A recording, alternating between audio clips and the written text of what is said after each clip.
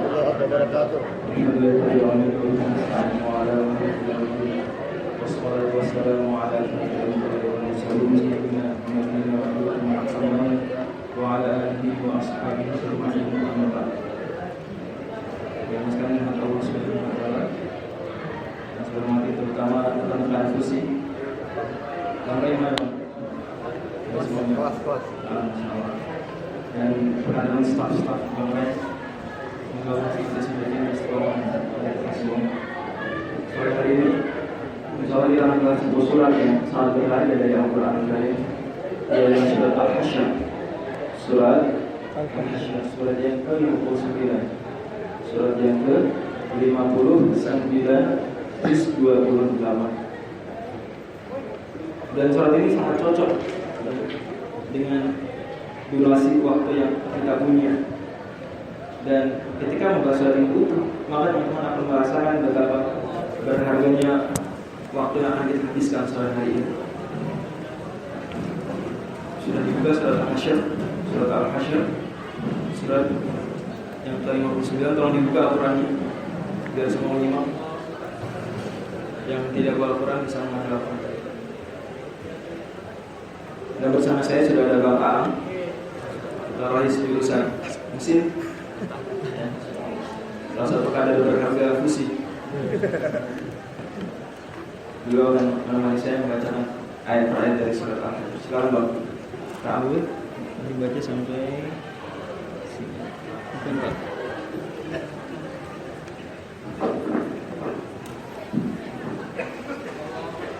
أعوذ بالله من الشيطان الرجيم. بسم الله الرحمن الرحيم. سبح لله ما في السماوات وما في الأرض وهو العزيز الحكيم. هو الذي أخرج الذين كفروا من أهل الكتاب من ديارهم لأول الحشر ما ظننتم أن يخرجوا وظنوا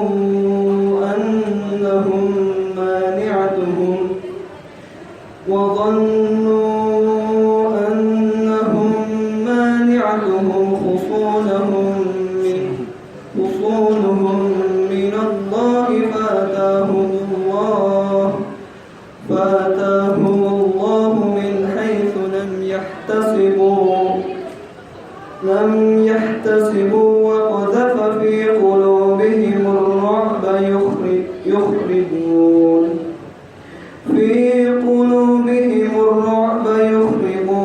بيوتهم بأيديهم وأيدي المؤمنين فاعتبروا يا أولي الأبصار. ولولا أن كتب الله عليهم الجلاء لعذبهم في الدنيا ولهم في الآخرة عذاب النار. ذلك بأنهم شاقوا الله ورسوله ومن يشاق الله فإن الله شديد العقاب. Masih bangkaan yang sudah kita lakukan sangat bagus sekali. Allah Subhanahu wa taala mengawali surah Al-Hasyr dengan tasbih. Subhanallah ma fis samawati wa ma fil ardh. Dan surat Al-Hasyr sepakat seluruh ahli tafsir bahwasanya dia adalah surat Madaniyah. Seluruh ahli tafsir sepakat bahwasanya surat Al-Hasyr adalah surat Madaniyah. Dan surat Madaniyah adalah surat yang turun setelah hijrah Nabi sallallahu alaihi wasallam ke Madinah. Sepakat seluruh ulama. Bahkan pendapat yang benar adalah bahwasanya seluruh surat di juz ke-28 adalah surat-surat Madaniyah. Pendapat yang benar adalah bahwasanya surat di juz 28 semuanya surat Madaniyah. Kalau ini sepakat. Karena jelas bagaimana tidak. Lah ceritanya saja tentang cerita Bani Nadir. Cerita siapa? Bani Nadir. Nah, jangan kita kenalan dengan Bani Nadir. Dan Bani Nadir tidak ada di Mekah, baru bertemu dengan mereka ketika berada di Madinah. Dan riwayat menunjukkan sebagaimana dikatakan oleh Imam As-Suyuti dalam Al-Itqan, di beliau bawakan riwayat tersebut dalam buku Al-Itqan, bahwasanya surat Al-Hasyr turun sekaligus. Surat Al-Hasyr turun sekaligus. Dan sedikit surat yang turun sekaligus utuh. Sedikit. Ya. Hampir semua surat turunnya bagaimana? Tidak kontan, berangsur-angsur. Contohnya surat Iqra saja, surat Al-Alaq turun pertama kali semuanya 19 ayat. Tidak, berapa ayat dulu? 5 ayat dulu. Nantinya lagi diseling-seling surat lain. Kan seperti itu. Tapi Al-Hasyr termasuk di antara surat-surat yang turun sekaligus utuh. Dan Allah Imam Suyuti menyebutkan jumlahnya hanya ada 14 ayat, 14 surat. Termasuk di antaranya Al-Fatihah turun sekaligus. Bahkan Al-Fatihah adalah surat yang pertama kali turun sekaligus. Adapun surat terpanjang yang turun sekaligus adalah surat Al-An'am. Berdasarkan hadis riwayat Imam Ahmad, ya, turun pertama kali langsung 165 ayat surat Al-An'am. Adapun surat-surat panjang kebanyakannya turunnya tidak sekaligus. Oke. Allah berfirman, Subhanallah. Tadi saya sudah bilang ini diawali dengan apa? Dengan tasbih. Dan Masya Allah nanti diakhiri juga dengan tasbih. Jadi awalnya tasbih dan akhir tasbih. Awalnya memuji Allah, akhirnya memuji Allah. Yang maksudnya di akhir tasbih adalah subhanallahi amma yusyrikun, maksudnya seperti itu. Allah berfirman, memuji Allah semua ada di langit dan di bumi. Dan ini keyakinan kita sebagai muslim bahwasanya apa yang ada di langit dan apa yang ada di bumi semuanya bertasbih kepada Allah Subhanahu wa taala. Kata Allah di surat Al-Isra, walakin la tafqahuna tasbihahum.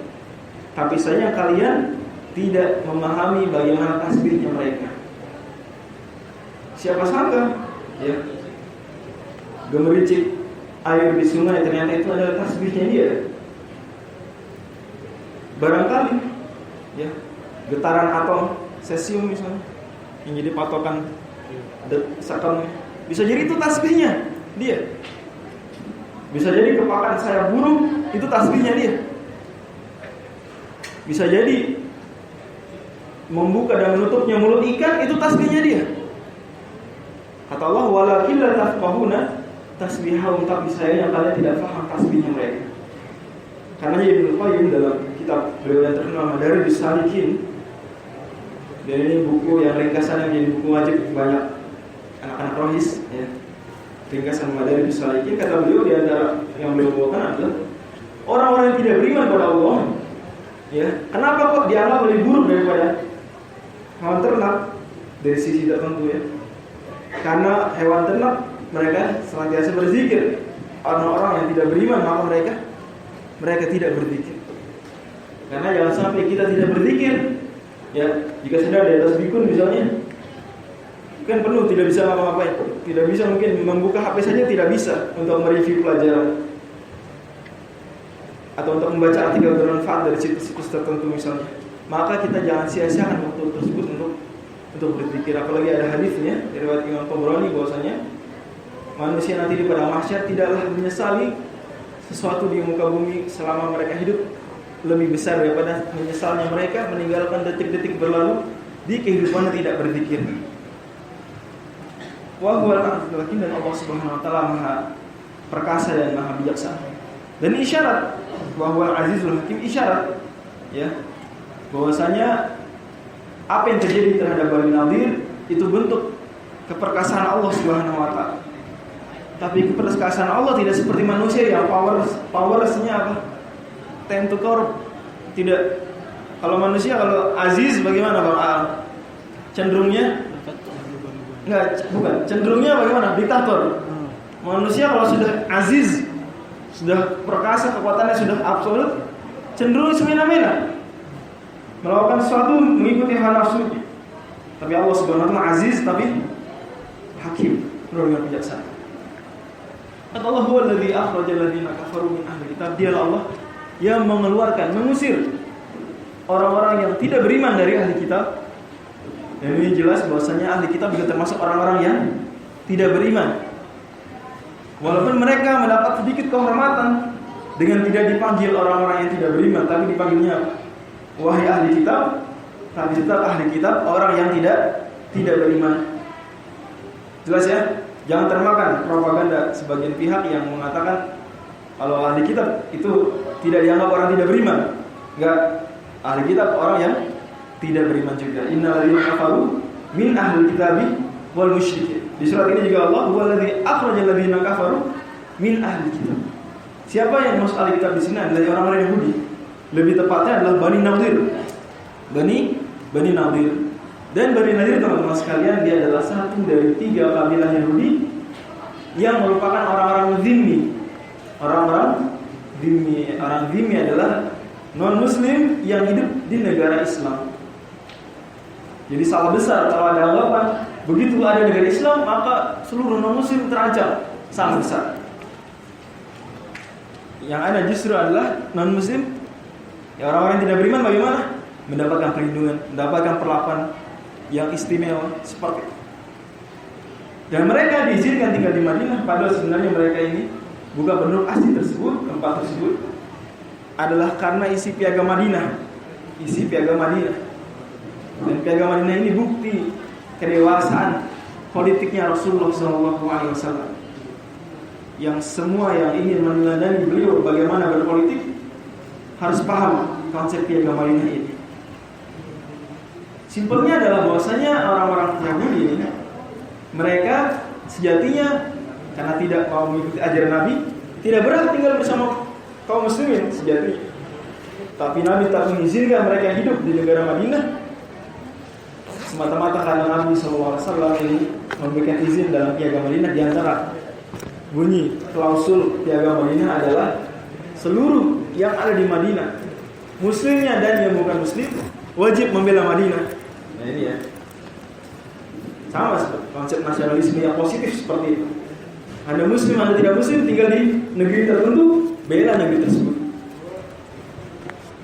Kemudian klausul berikutnya diantaranya adalah ini, silahkan dibaca di buku sirahnya. Ada sekitar 25 klausul. Yang berikutnya adalah bahwasanya tidak boleh ada pengkhianatan dari mereka dalam bentuk menghina agama Islam atau mengganggu kaum muslimin. Mereka sepakat, dan demikian berlangsung selama beberapa tahun. Bani yang tinggal di Madinah ada berapa? Yahudi tadi saya bilang 3 kabilah. Yang pertama Bani Qainuqa. Bani apa? Bani Qainuqa. Yang kedua Bani Nadir. Dan ini kisahnya dari surat Al-Hasyr. Bahkan nama lain surat Al-Hasyr adalah surat An-Nadir, sebagaimana dinyatakan Ibnu Abbas radhiyallahu anhu. Kemudian Bani yang ketiga, kabilah Yahudi ketiga adalah Bani apa? Quraidah. Bani Quraidah. Apa aja tadi? Bani Qainuqa, Bani Nadir pakai dot ya, Nadir. Yang ketiga Bani Quraidah pakai dha. Bani Quraidah. Awalnya aman-aman saja sampai ketika kaum muslimin ya kemudian kalah di perang Uhud. Ya. Jadi Nabi SAW ini menang di perang Badar, muncul orang-orang munafik. Tadinya sebelum perang Badar belum ada orang munafik. Karena sebelum perang Badar kaum muslimin pendatang di Madinah. Orang-orang yang tidak mau mengikuti Nabi ya sudah terang-terangan tidak mau mengikuti Nabi, selesai. Siapa dia? Dia pendatang. Numpang-numpang sini kita lindungi saja. Dia diusir dari Mekah. Kita berjasa melindungi dia, kan gitu. Jangan-jangan nih nanti dia kalah juga nih. Jangan-jangan gak lama selesai cerita Islam, gak ada Islam lagi. Kita lihat aja. Belum ada orang munafik. Yang ada orang beriman sama orang tidak beriman murni. Tapi begitu perang Badar, Nabi SAW menang, maka orang yang tidak beriman mulai terancam, merasa terancam, padahal sebenarnya tidak. Dan itulah kebiasaan orang tidak beriman, sering merasa terancam, padahal Islam tidak mengancam sama sekali. Ya, kata mereka, kalau kita tidak masuk Islam nih, kita, wah tidak aman nih. Tuh lihat orang-orang musyrikin Quraisy saja kalah. Mereka itu nggak pernah kalah kalau perang. Orang-orang hebat Quraisy itu. Ya. Tiba-tiba kalah sama orang Islam yang baru pertama kali ini. Ya, masih hijau dalam dunia peperangan. Karena itulah debut kaum muslimin perang. Perang besar itu debutnya. Tiba-tiba langsung menang. Sudah ada kaum Islam saja. Akhirnya muncul orang munafik. Tapi orang munafik tidak lama. Karena pada perang Uhud orang munafik berulah dan kaum muslimin kalah. Akhirnya orang munafik semakin berani. Tidak hanya orang munafik yang berani, orang Yahudi pun berani. Yang tadinya tidak mau melawan Rasul, tiba-tiba sudah meledak. Keberanian mereka pertama kali adalah keberanian Bani Qainuqa, di mana saat ketika ada akhwat kaum muslimin ini belanja di pasar, dan ini bukti bahwa saya tidak mengapa akhwat belanja di pasar ya. Kemudian sedang berbelanja, tiba-tiba mohon maaf, ujung pakaiannya diapain? Ditahan. Kemudian si akhwat ini jalan, maka naudzubillah min dzalik, tersingkaplah pakaiannya. Maka dia tertiak sekeras-kerasnya. Ya, kemudian kaum muslimin yang ada di pasar saat itu marah. Ya, dengan si Yahudi ini dari Bani Qainuqa langsung dihajar. Orang Yahudi enggak terima temannya dipukul. Langsung dia memukul. Akhirnya duel antara sebagian kaum muslimin di pasar dengan Bani Qainuqa. Kemudian sampailah berita tersebut ke Nabi SAW, diusut, diinvestigasi, ya. Hasil investigasinya berujung pada kesimpulan bahwasanya pelaku utamanya adalah Bani Qainuqa, yang mereka berarti artinya telah mengingkari, telah membatalkan isi perjanjian piagam Madinah. Karena mereka mengganggu kaum muslimin. Akhirnya Bani Qainuqa pun harus siap menghadapi konsekuensinya, dan konsekuensinya adalah mereka tidak diberi hak lagi tinggal di Madinah. Diberikan hak silakan meninggalkan Madinah dengan terhormat. Itu Bani Qainuqa. Dan nanti dua Bani lagi yang lain juga akan seperti itu adanya. Kejadian Bani Qainuqa tentunya di tahun ketiga ya, karena perang Uhud tahun ketiga Hijriah. Di akhir tahun ketiga terjadilah peristiwa tersebut. Teman-teman sekalian dirahmati Allah, mungkin ada yang bertanya-tanya, ini ngapain Yahudi kok di Madinah? Iya bang, kira-kira kenapa bang? Nggak tahu. Kira-kira aja deh. Di Madinah kan aman terus. Aman. Mungkin sini lebih enak. Gitu ya? Di Madinah mungkin. Oh gitu. Oke. Kamu tahu nggak, bang? Sebelum Nabi datang itu Madinah tawuran terus antara Bani Aus dengan Bani Khazraj. Kamu tahu nggak? Tahu ya? Sampai puncaknya pada perang Bu'ath itu tawuran terus. Jadi nggak aman Madinah. Nggak. Teorinya kurang pas. Orang Yahudi ke Madinah jauh-jauh, mereka dari mana? Asalnya dari Palestina. Dan mereka sempat terdiaspora juga gara-gara orang-orang Romawi ini mendiskriminasi mereka, bahkan menghancurkan Haikal Sulaiman ya, Solomon Temple mereka hancurkan, Baitul Maqdis. Ya. Itu di zaman Herodes ya, dihancurkan. Ya, apa namanya, gara-gara itulah terkenal pada tahun 61 Masehi itu selek antara Yahudi karena ada pemberontakan Yahudi istilahnya. Akhirnya kata mereka Yerusalem ini dibersihkan, dirazia, orang Yahudi akhirnya tersingkir dari Romawi. Mereka terpencar, terdiaspora ke beberapa tempat, diantaranya ke Madinah. Adapun alasan mereka memilih Madinah adalah karena nubuat dalam kitab suci mereka dan juga dalam Talmud ya, dalam tafsiran ulama-ulama mereka, Nabi akhir zaman muncul di tempat yang begini dan begitu.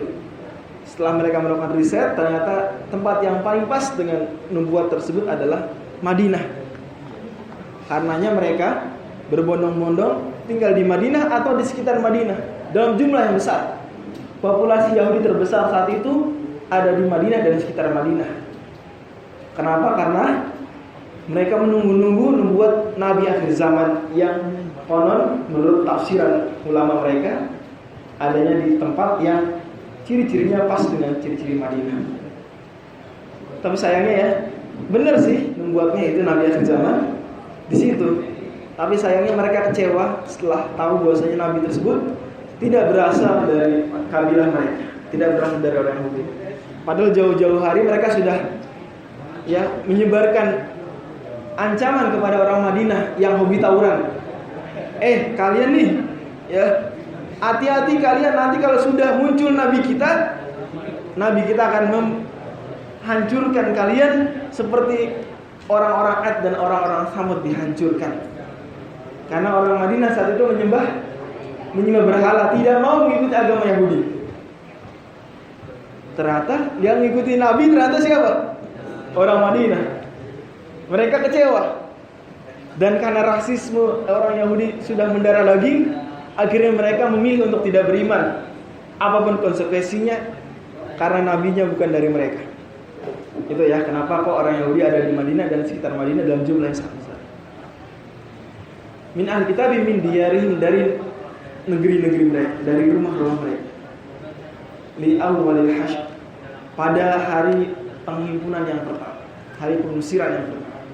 Karena Bani Qainuqa dipersilahkan meninggalkan Madinah, mereka memilih hal tersebut dengan penuh hormat. Tapi Bani Nadir tidak. Nanti kita lihat ceritanya, mereka diusir dalam keadaan hina karena mereka tidak mau menerima klausul perjanjian Madinah, bahkan menentang Nabi dan akan memerangi Nabi. Ma dhanantum an yakhruju, kalian orang-orang muslimin sebelumnya tidak menyangka mereka akan keluar. Jadi orang-orang Islam di Madinah tidak pernah membayangkan sedetik pun orang-orang Bani Nadir akan keluar dari Madinah. Mereka menganggap mereka ini akan aman-aman, damai-damai saja. Wa dhannu annahum mani'atuhum husunuhum min Allah. Dan pun demikian mereka pun tidak pernah menyangka mereka akan terusir dari Madinah. Apatah lagi mereka memiliki benteng yang sangat kokoh. Bentengnya orang-orang Yahudi itu sangat kokoh, luar biasa. Tidak ada orang Arab yang punya teknologi arsitektur dan insinyur teknik sipil seperti orang-orang Yahudi. Jadi anak arsnya sama anak sipilnya keren-keren deh bang. Nggak tahu, tapi pastinya bukan lulusan UI bang. Belum ada. Tapi sangat kokoh. Orang Arab nggak ada main benteng-bentengan. Orang Arab perang biasa-biasa aja. Yang benteng-bentengan Yahudi.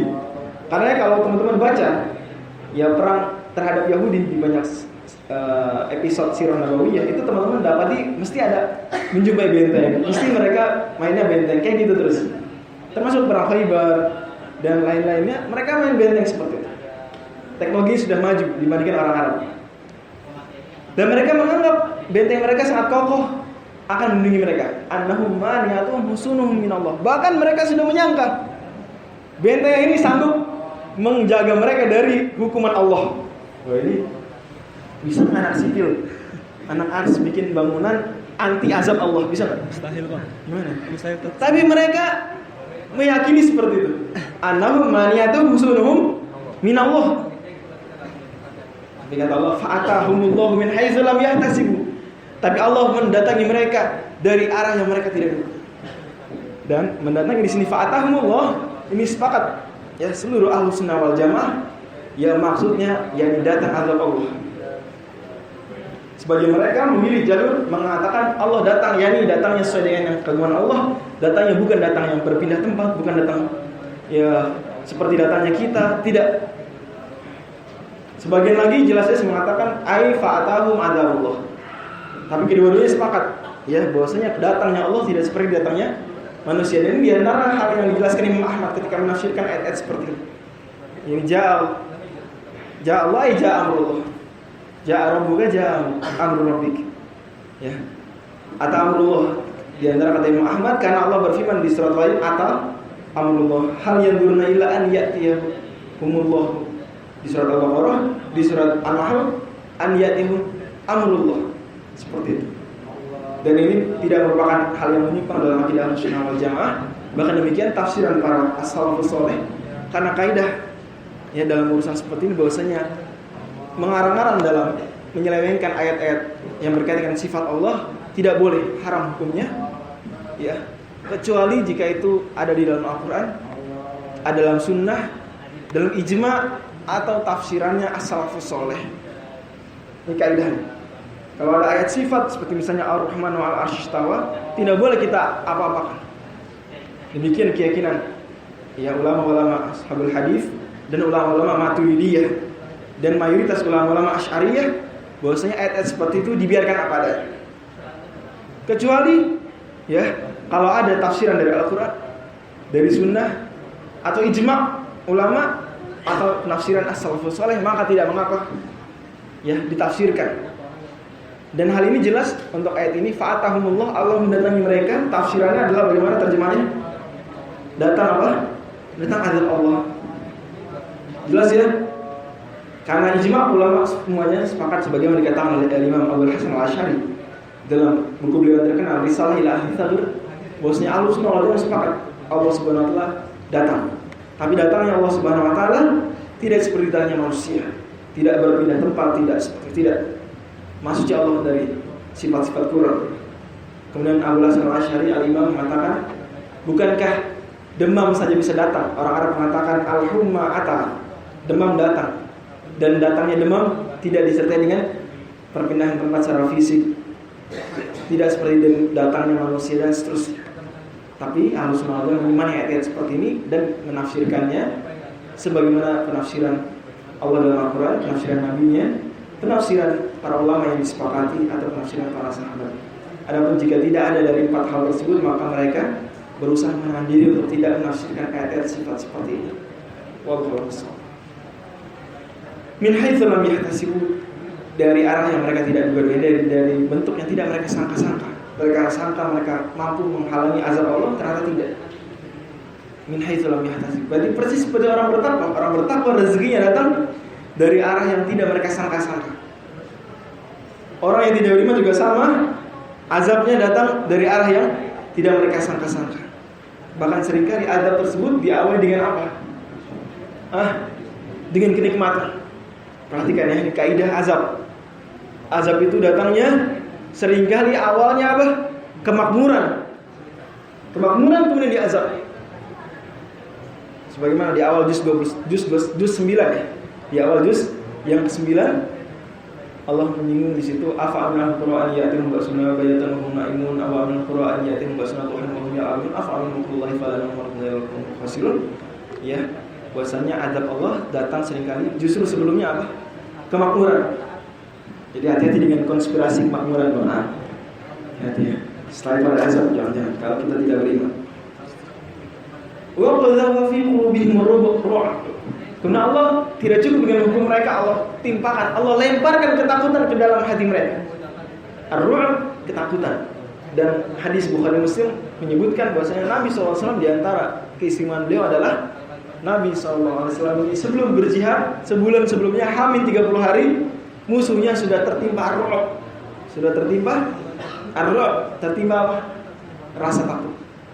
Jadi hamil 30 jihad, misalnya deadline jihadnya ini tanggal bulan Safar, maka dari bulan Muharram itu sudah ketakutan lawannya Nabi SAW.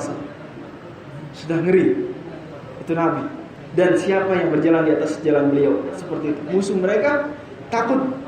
Masih rota syahr, hamil 30 sudah takut. Termasuk orang-orang Bani Nadir juga seperti itu. Bahkan Allah mengungkapkan ketakutan tersebut, Allah lempar. Qadzafa fi qulubihim yukhribuna buyutahum.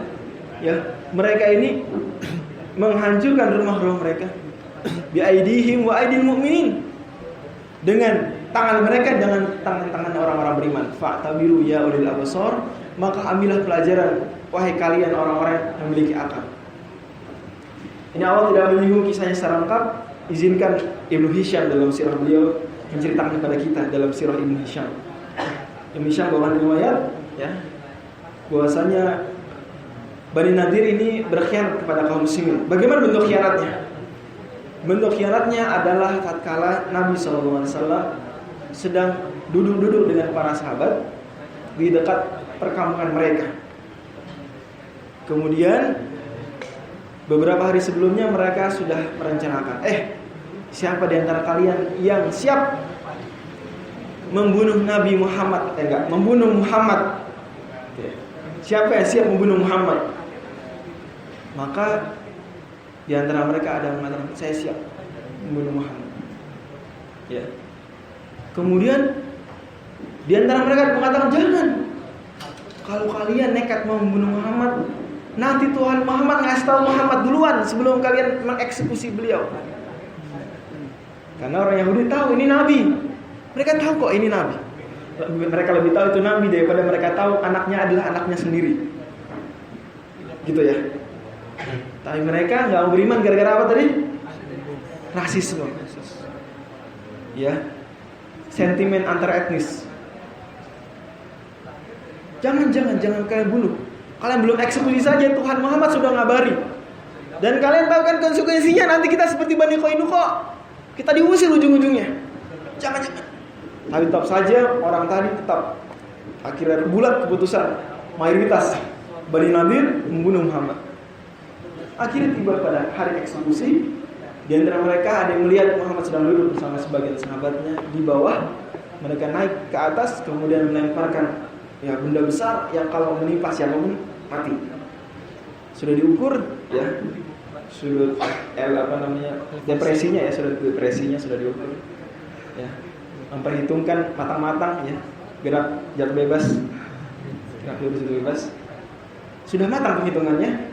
Tapi sayang Tuhan yang Nabi Muhammad SAW sudah ngabari akhirnya Muhammad bangun. Bendanya jatuh tidak mungkin Nabi Muhammad SAW. Para sahabat tanya, dari mana itu benda? Lihat atas tidak ada siapa-siapa. Nabi Muhammad mengabari itu adalah perilakunya Bani Nadir. Mereka mau membunuh saya. Kemudian akhirnya sampailah kasus Bani Nadir ya. Kemudian di sidang mereka hingga akhirnya disepakati mereka telah membatalkan perjanjian jaga Madinah dan harus siap konsekuensinya adalah keluar dari Madinah. Kemudian Nabi SAW memberikan tenggat waktu 10 hari. Kalau kalian tidak keluar secara terhormat seperti Bani Qainuqa, maka berarti harus siap keluar secara tidak terhormat. Jadi Bani Qainuqa dikasih tenggat waktu, mereka keluar sendiri. Bani Nadir enggak. Tadinya mereka sudah hampir mau keluar sendiri.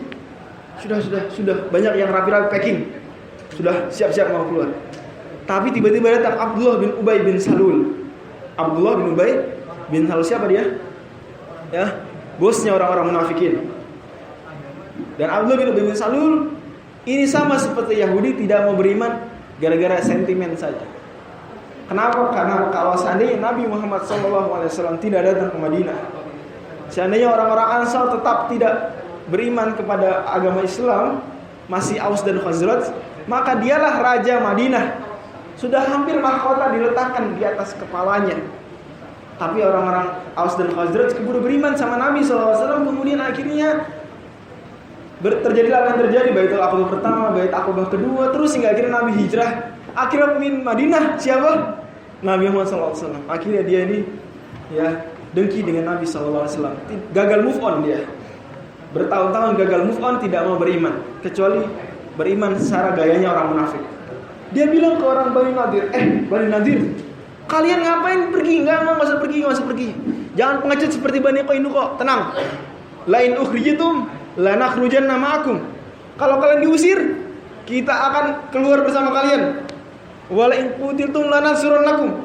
Kalau kalian diperangi sama si Muhammad, kita siap bantu kalian. Berapa jumlah kalian sih? 1.500. Kita siap bekali kalian dengan 1.000 pasukan tambahan orang-orang munafik.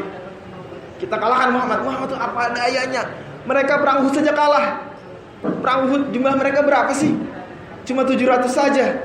Kalah dari 1.000. Ini kita punya 1.000 tambah 1.500, 2.500. Tidak bisa ngapa-ngapain tuh orang-orang Islam. Demikian kata Abdullah bin Ubay bin Salul. Tenang saja Bani Nadir. Mereka sempat ragu, kita percaya nggak nih? Akhirnya percaya. Siap ya? Deal ya? Oke. Kalau kita kenapa-napa, kamu tanggung jawab ya? Ya, tanggung jawab. Ternyata pada hari sudah habis hari ke-10, kok mereka Bani Nadir nggak keluar juga nih? Justru sebaliknya datang utusan Bani Nadir menghadap Rasul. Wahai Muhammad, kita tidak akan keluar dari Madinah apapun resikonya. Kalau kamu mau merangi kita siap melawan. Ngeri banget. Akhirnya Nabi SAW ini kemudian mengutus Ali bin Abi Thalib sebagai petugas pemegang panji perang. Ali bin Abi Thalib. Kemudian memerintahkan Abdullah bin Ummi Maktum menjadi PLT Madinah sementara. Nabi SAW merangsek ke ujung Madinah karena Bani Nadir adanya di ujung Madinah, agak keluar sedikit perbatasan dia, untuk melangsungkan perang Bani Nadir. Jelas ya? Sampai di sana Nabi kepung mereka selama beberapa hari. 6 hari saja dikepung. Kenapa? Karena mereka semuanya di dalam apa? Dalam benteng, tidak keluar. Nabi kepung. Kemudian mereka bisa bertahan selama beberapa hari karena mereka punya persediaan makanan yang cukup. Bahkan mereka punya kebun-kebun kurma di Bani Nadir tersebut. Kurma yang sangat luar biasa. Banyak, cukup cadangan makanan mereka. Akhirnya Nabi SAW membuat kebijakan, dibakarlah apa? Pohon-pohon kurma tersebut yang mereka sayang-sayang. Nanti Allah singgung di ayat ke-6, ayat 5-6. Kemudian akhirnya mereka pun kalah, merasa kalah. Kemudian mengutus utusan kepada Nabi SAW mengatakan, kami menyerah, kami siap keluar. Tapi sayang, keluarnya kali ini tidak dalam keadaan terhormat karena sudah selesai tenggatnya. Mereka keluar dalam keadaan kalah perang. Padahal Nabi SAW dan para sahabatnya belum berkeringat setetes pun, belum. Baru ngapain mereka? Baru kepung duduk di depan rumahnya saja. Belum perang. Mereka menyerah. Kemudian orang-orang Yahudi marah dalam hati mereka marah. Ini mana Abdullah bin Ubay ini? Ngumpet di mana dia? Kita diperangi dia nggak bantu. Kita diusir nih. Kita mau keluar dia nggak ikut keluar, mana dia? Tapi sayang, orang munafik kok dipercaya? Orang munafik Allah saja dibohongi sama mereka. Yukhadi'una Allah. Kata Allah di surat apa? Surat Al-Baqarah. Wa rasulahu wa ma yakhda'una illa anfusahum wa ma yashurun. Kan gitu. Mereka Allah saja mereka mau tipu. Rasul saja mereka bohongi. Kalian percaya sama orang seperti itu? Makanya akhwat jangan percaya ya sama ikhwan. Yang Allah saja sama Rasulnya dibohong-bohongi sama mereka. Ya, jangan percaya. Ngaku puasa padahal nggak puasa. Ngaku sholat padahal nggak sholat. Itu gimana? Itu jangan dipercaya akhwat, ikhwan seperti itu. Jangan dipercaya. Nanti kalau melamar jangan dipercaya. Ya, Allah dan Rasulnya saja mereka bohongi. Apalagi kamu. Allah saja mereka sholat saja mereka tinggalkan. Apalagi kamu. Ini orang munafik kok dipercaya. Akhirnya orang-orang Yahudi keluar. Kemudian Rasul bikin kebijakan, kalian silakan keluar, tidak boleh bawa apa-apa kecuali yang bisa dibawa unta. Jadi kalau barang-barang kalian bisa dibawa unta, bawa sebanyak-banyaknya. Tapi hanya bisa dibawa unta saja. Akhirnya mereka membawa 600 unta. Yang nggak bisa dibawa, mereka nggak bisa bawa. Harta yang banyak nggak bisa dibawa, properti nggak bisa dibawa, tanah nggak bisa dibawa, pohon-pohon nggak bisa dibawa. Mereka cuma bisa bawa anak istrinya saja sebagai. Itu pun 600 unta. Itu sudah maksimal, muatan maksimal. Kemudian mereka, nanti Allah singgung, ya, nanti kita saja singgung. Intinya adalah di sini Allah Subhanahu wa taala mengatakan wa dhannu annahum alaihim sunnatullah fa lahum min haitsu lam yahtasibu wa qadha fi qulubihim nurur yukhribuna buyutahum bi aydihim wa aydil mu'minin.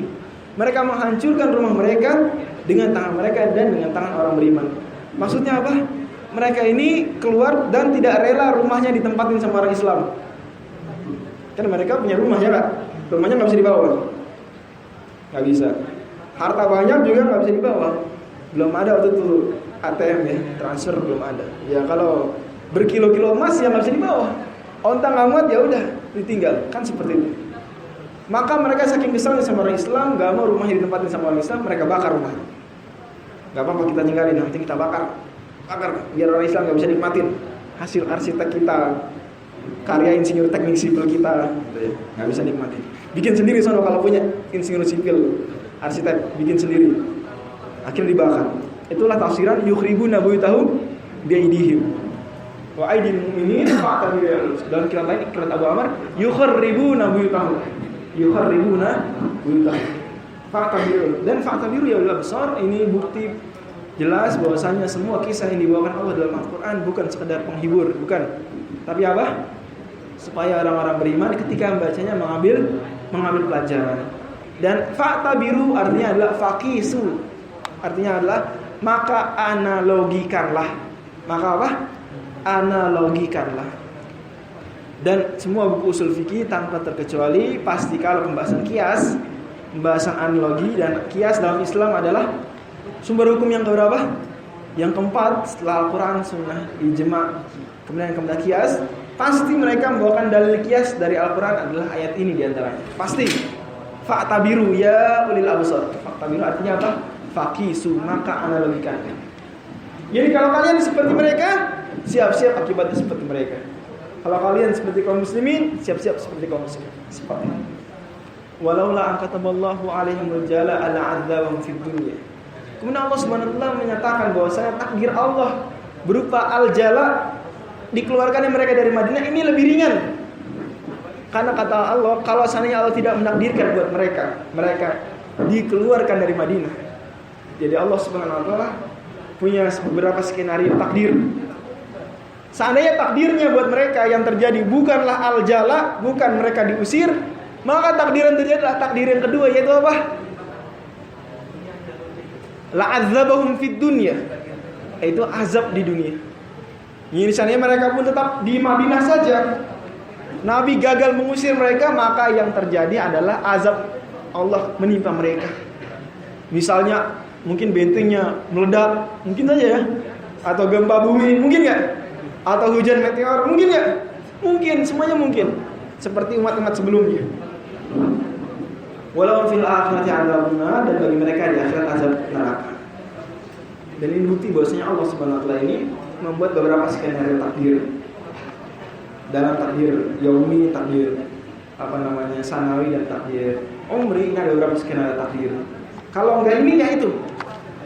Makanya kita setiap hari sebenarnya hanyalah menghindar dari satu takdir ke takdir yang lain. Kita nggak bisa lepas dari takdir. Kita cuma bisa menghindari dari takdir ke takdir yang lain. Berusaha menghindari takdir buruk, menjalani takdir yang baik, itu saja. Tapi kita tidak lepas dari takdir Allah Subhanahu wa taala. Makanya doa kita adalah berlindung dari takdir yang buruk, memohon takdir yang baik. Di teman-teman kalau setiap hari dihadapkan beberapa pilihan takdir, ya. Dan kalau teman-teman berusaha memilih takdir yang terbaik, Allah berikan takdir yang terbaik. Ya, dijauhi dari takdir yang buruk. Atau Allah dari kabianahum syaqullah wa rasulullah. Demikian itu karena mereka durhaka kepada Allah dan Rasulnya. Barang siapa durhaka kepada Allah, wa may yusyaqillah fa innallaha syadidul iqab, sungguh Allah sangat keras siksaannya. Oke, sebelum kita lanjut, ada pertanyaan silakan. Nama dan jurusan. Bang Demi dari Elektro.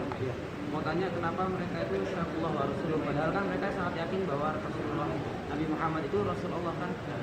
Nah, sedangkan mereka juga ada pemimpinnya yang bilang Abu itu berarti kan sudah meyakini bahwa Rasulullah ada Rasulullah. Tapi kenapa mereka sangat ini dikatakan ragu? Oke. Keimanan Bang Doni, ya ini tidak cukup dengan percaya benar. Ya, Ahlus Sunnah wal Jamaah sebagai menyatakan oleh para ulama, Imam Syafi'i, Imam Ahmad, bukan Al-Imam Al-Auza'i, menyatakan al-imanu bagaimana? Tasdiqun bil lisan. Ya, membenarkan dengan lisan. Wa yaqra'u bil janan, membenarkan dalam apa? Dalam hati. Wal amal bil arkan, dan tindakan dalam amal perbuatan. Jadi kalau ada orang percaya Islam agama yang benar, tapi tidak mau syahadat, dia percaya Islam, benar-benar, tapi nggak mau syahadat, nggak mau sholat, nggak mau, maka dia bukan orang yang beriman. Tidak. Kalau seandainya percaya begitu saja sudah menjadi keimanan, maka Fir'aun masuk surga dong. Karena Allah mengatakan tentang Fir'aun di halaman kedua surat An-Naml, wa jahadu biha wastaiqanatha anfusuhum zulman wa 'uluwwan. Dan Fir'aun dan teman-temannya ini mengingkari ayat-ayat Taurat. Padahal mereka dalam hatinya wastaiqanatha anfusuhum, yakin. Bang Doni, Allah mengatakan mereka apa? Yakin. Jadi nggak sekedar mungkin saja benar, enggak. Atau barangkali benar, enggak. Atau mungkin benar tapi baru 90%, enggak. Allah bilang mereka apa? Wastaiqanat 100% yakin. Fir'aun 100% yakin. Di akhir surat Taha juga Musa menyindir Fir'aun. Ya. Basair wa innil azunnuka ya Fir'aun mathbura. Engkau ini sungguh, Fir'aun telah yakin, saya yakin basair, dengan penuh basirah. Kata Nabi Musa, Fir'aun itu imannya sudah apa? Basirah, di dalam hatinya sudah sampai level basirah. Sudah tinggi keimanan dalam hatinya. Tapi lisannya tidak mau bersyahadat asyhadu an la ilaha illallah wa anna Musa rasulullah. Maka dia tidak muslim. Demikian orang Yahudi yakin seyakin-yakinnya Allah Tuhan yang benar, Nabi Muhammad Nabi yang benar. Tapi mereka nggak mau mengucapkan asyhadu an la ilaha illallah, nggak mau beriman pada Al-Quran, bahkan terus ya berniat membunuh Nabi, mencelakakan kaum muslimin terus. Maka itulah maksudnya syaqullah wa rasulullah. Abu Thalib yakin gak Nabi benar? Abu Thalib yakin benar. Abu Lahab yakin benar. Buktinya Abu Lahab itu sakit, meninggalnya gara-gara apa Abu Lahab? Gara-gara stres, khawatir ditimpa azab Allah. Jadi Abu Lahab meninggalnya gara-gara apa? Sakit stres. Gara-gara dia yakin saya bakal diazab sama Allah. Ternyata sakit. Tapi nggak beriman juga. Terus kalau merasa itu aturan beriman, tapi nggak beriman juga. Maka jadilah dia orang-orang yang tidak. Gitu ya Bang. Oke, dari Ahmad ada satu pertanyaan, silakan. Habis itu kita lanjut. Silakan kalau dari Ahmad ada pertanyaan. Untuk dari Ikram satu lagi, Bang. Oke, Bang Ali lanjut. Silakan Bang. Ayat yang ke-6, ke-5 ya, sampai ayat yang ke-10.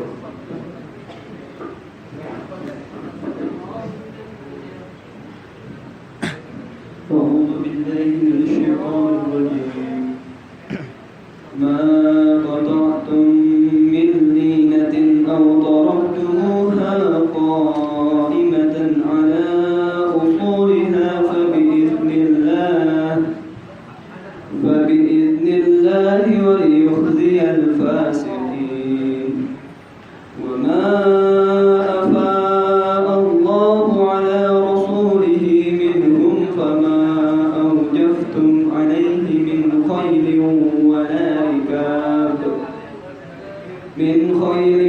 ولا ركاب ولكن الله يسلط رسله على من يشاء والله على كل شيء قدير ما أفاء الله على رسوله من أهل القرى فلله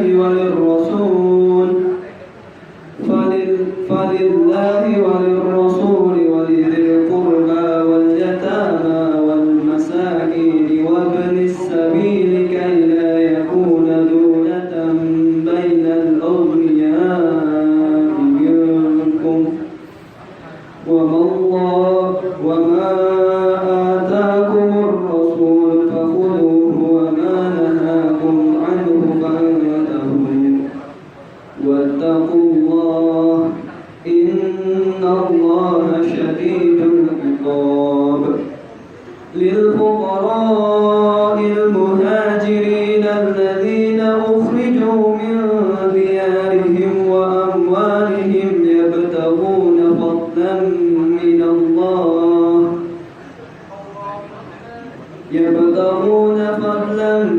من الله ورضوانا وينصرون الله ورسوله أولئك هم الصادقون والذين تبوأوا الدار والإيمان من قبلهم يحبون من هاجر إليهم ولا يجدون في صدورهم حاجة مما أوتوا ويؤثرون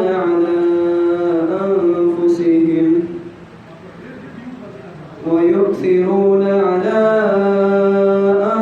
أنفسهم ولو كان بهم خصاصة ومن يوق شح نفسه فأولئك هم المفلحون والذين جاءوا من بعدهم يقولون ربنا اغفر لنا ولإخواننا الذين سبقونا بالإيمان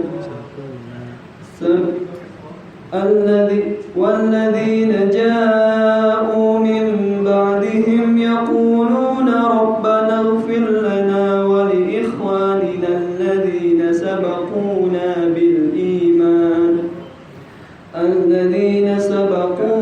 بالإيمان ولا تجعل في قلوبنا غلا للذين آمنوا ربنا إنك رؤوف رحيم. Ma qata'tum min linatin.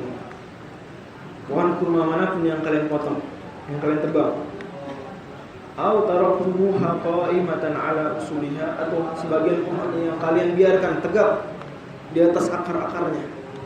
Fa biidznillah, maka hal tersebut merupakan izin dari Allah Subhanahu wa taala, sudah Allah izinkan. Dan tujuannya apa? Waliyukhziyal fasiqin, untuk membuat hina orang-orang yang fasik. Pada dasarnya pada saat melakukan jihad ini tidak boleh melakukan kerusakan apapun. Yang dilawan hanyalah orang-orang harbi, orang-orang yang memerangi. Adapun yang tidak memerangi tidak diganggu. Para wanita yang tidak memerangi tidak diganggu. Anak kecil yang tidak memerangi tidak diganggu. Ahli ibadah yang tidak memerangi tidak diganggu. Rumah-rumah, gedung-gedung tidak dihancurkan. Di prinsip jihad Islam. Pada dasarnya bagaimana? Hanya tugasnya ngapain? Ya, meringkus orang-orang harbi, orang-orang yang memerangi Allah dan Rasul. Cakap jihad dalam Islam. Tidak beringas seperti yang dikesankan sebagian pihak atau yang mereka desain beberapa kelompok mengatasnamakan jihad untuk membuat image bahwasanya jihad itu seperti itu. Padahal kelompok-kelompok tersebut adalah buatannya mereka, orang-orang yang ingin jihad ini image-nya menjadi buruk. Ada jihad Islami yang benar-benar jihadnya Ahlus Sunnah wal Jamaah tidak seperti itu. Karenanya kaum muslimin tatkala mau memotong kurma, potong kurma tersebut, mereka tidak melakukan itu sebelum mendapatkan izin dari Allah Subhanahu wa taala melalui Rasulnya. Dan inilah mazhab kita, mazhab Syafi'iyah dan mazhab ulama bahwasanya tidak boleh melakukan perusakan, pembakaran apa-apa sama sekali. Kalau bisa ya membersihkan tempat atau menghancurkan pohon kurma tidak dibakar, maka tidak boleh dibakar. Maka mereka menyebut qata' tambil nanti. Juga isyarat ala usuliha, ini isyarat bahwasanya kurma ini akarnya bagaimana? Sangat dalam menghujam ke dalam tanah. Akar kurma terkenal ya, karena dia tumbuh di daerah-daerah kering ya, dia tumbuhan xerophyt. Keluarga palmi gitu ya. Khas seperti itu ya. Karenanya tidak butuh air banyak-banyak. Akarnya kemana-mana, menyedot air bahkan. Itu isyarat as'ala usulnya. Fa bi'idznillah wa yusal fasad. Kemudian Allah SWT melanjutkan, wa ma afa Allahu ala rasulihi min ahli al-qura. Wa minhum fama ajaftu. Dan apapun yang Allah faikan kepada rasulnya, wa ma afa Allahu ala rasulihi. Fai afa'a, ini fai ya, dan ini dalil fai. Fai ini pembahasan dalam fikih, dia mirip ghanimah. Mirip apa? Ghanimah. Ghanimah apa?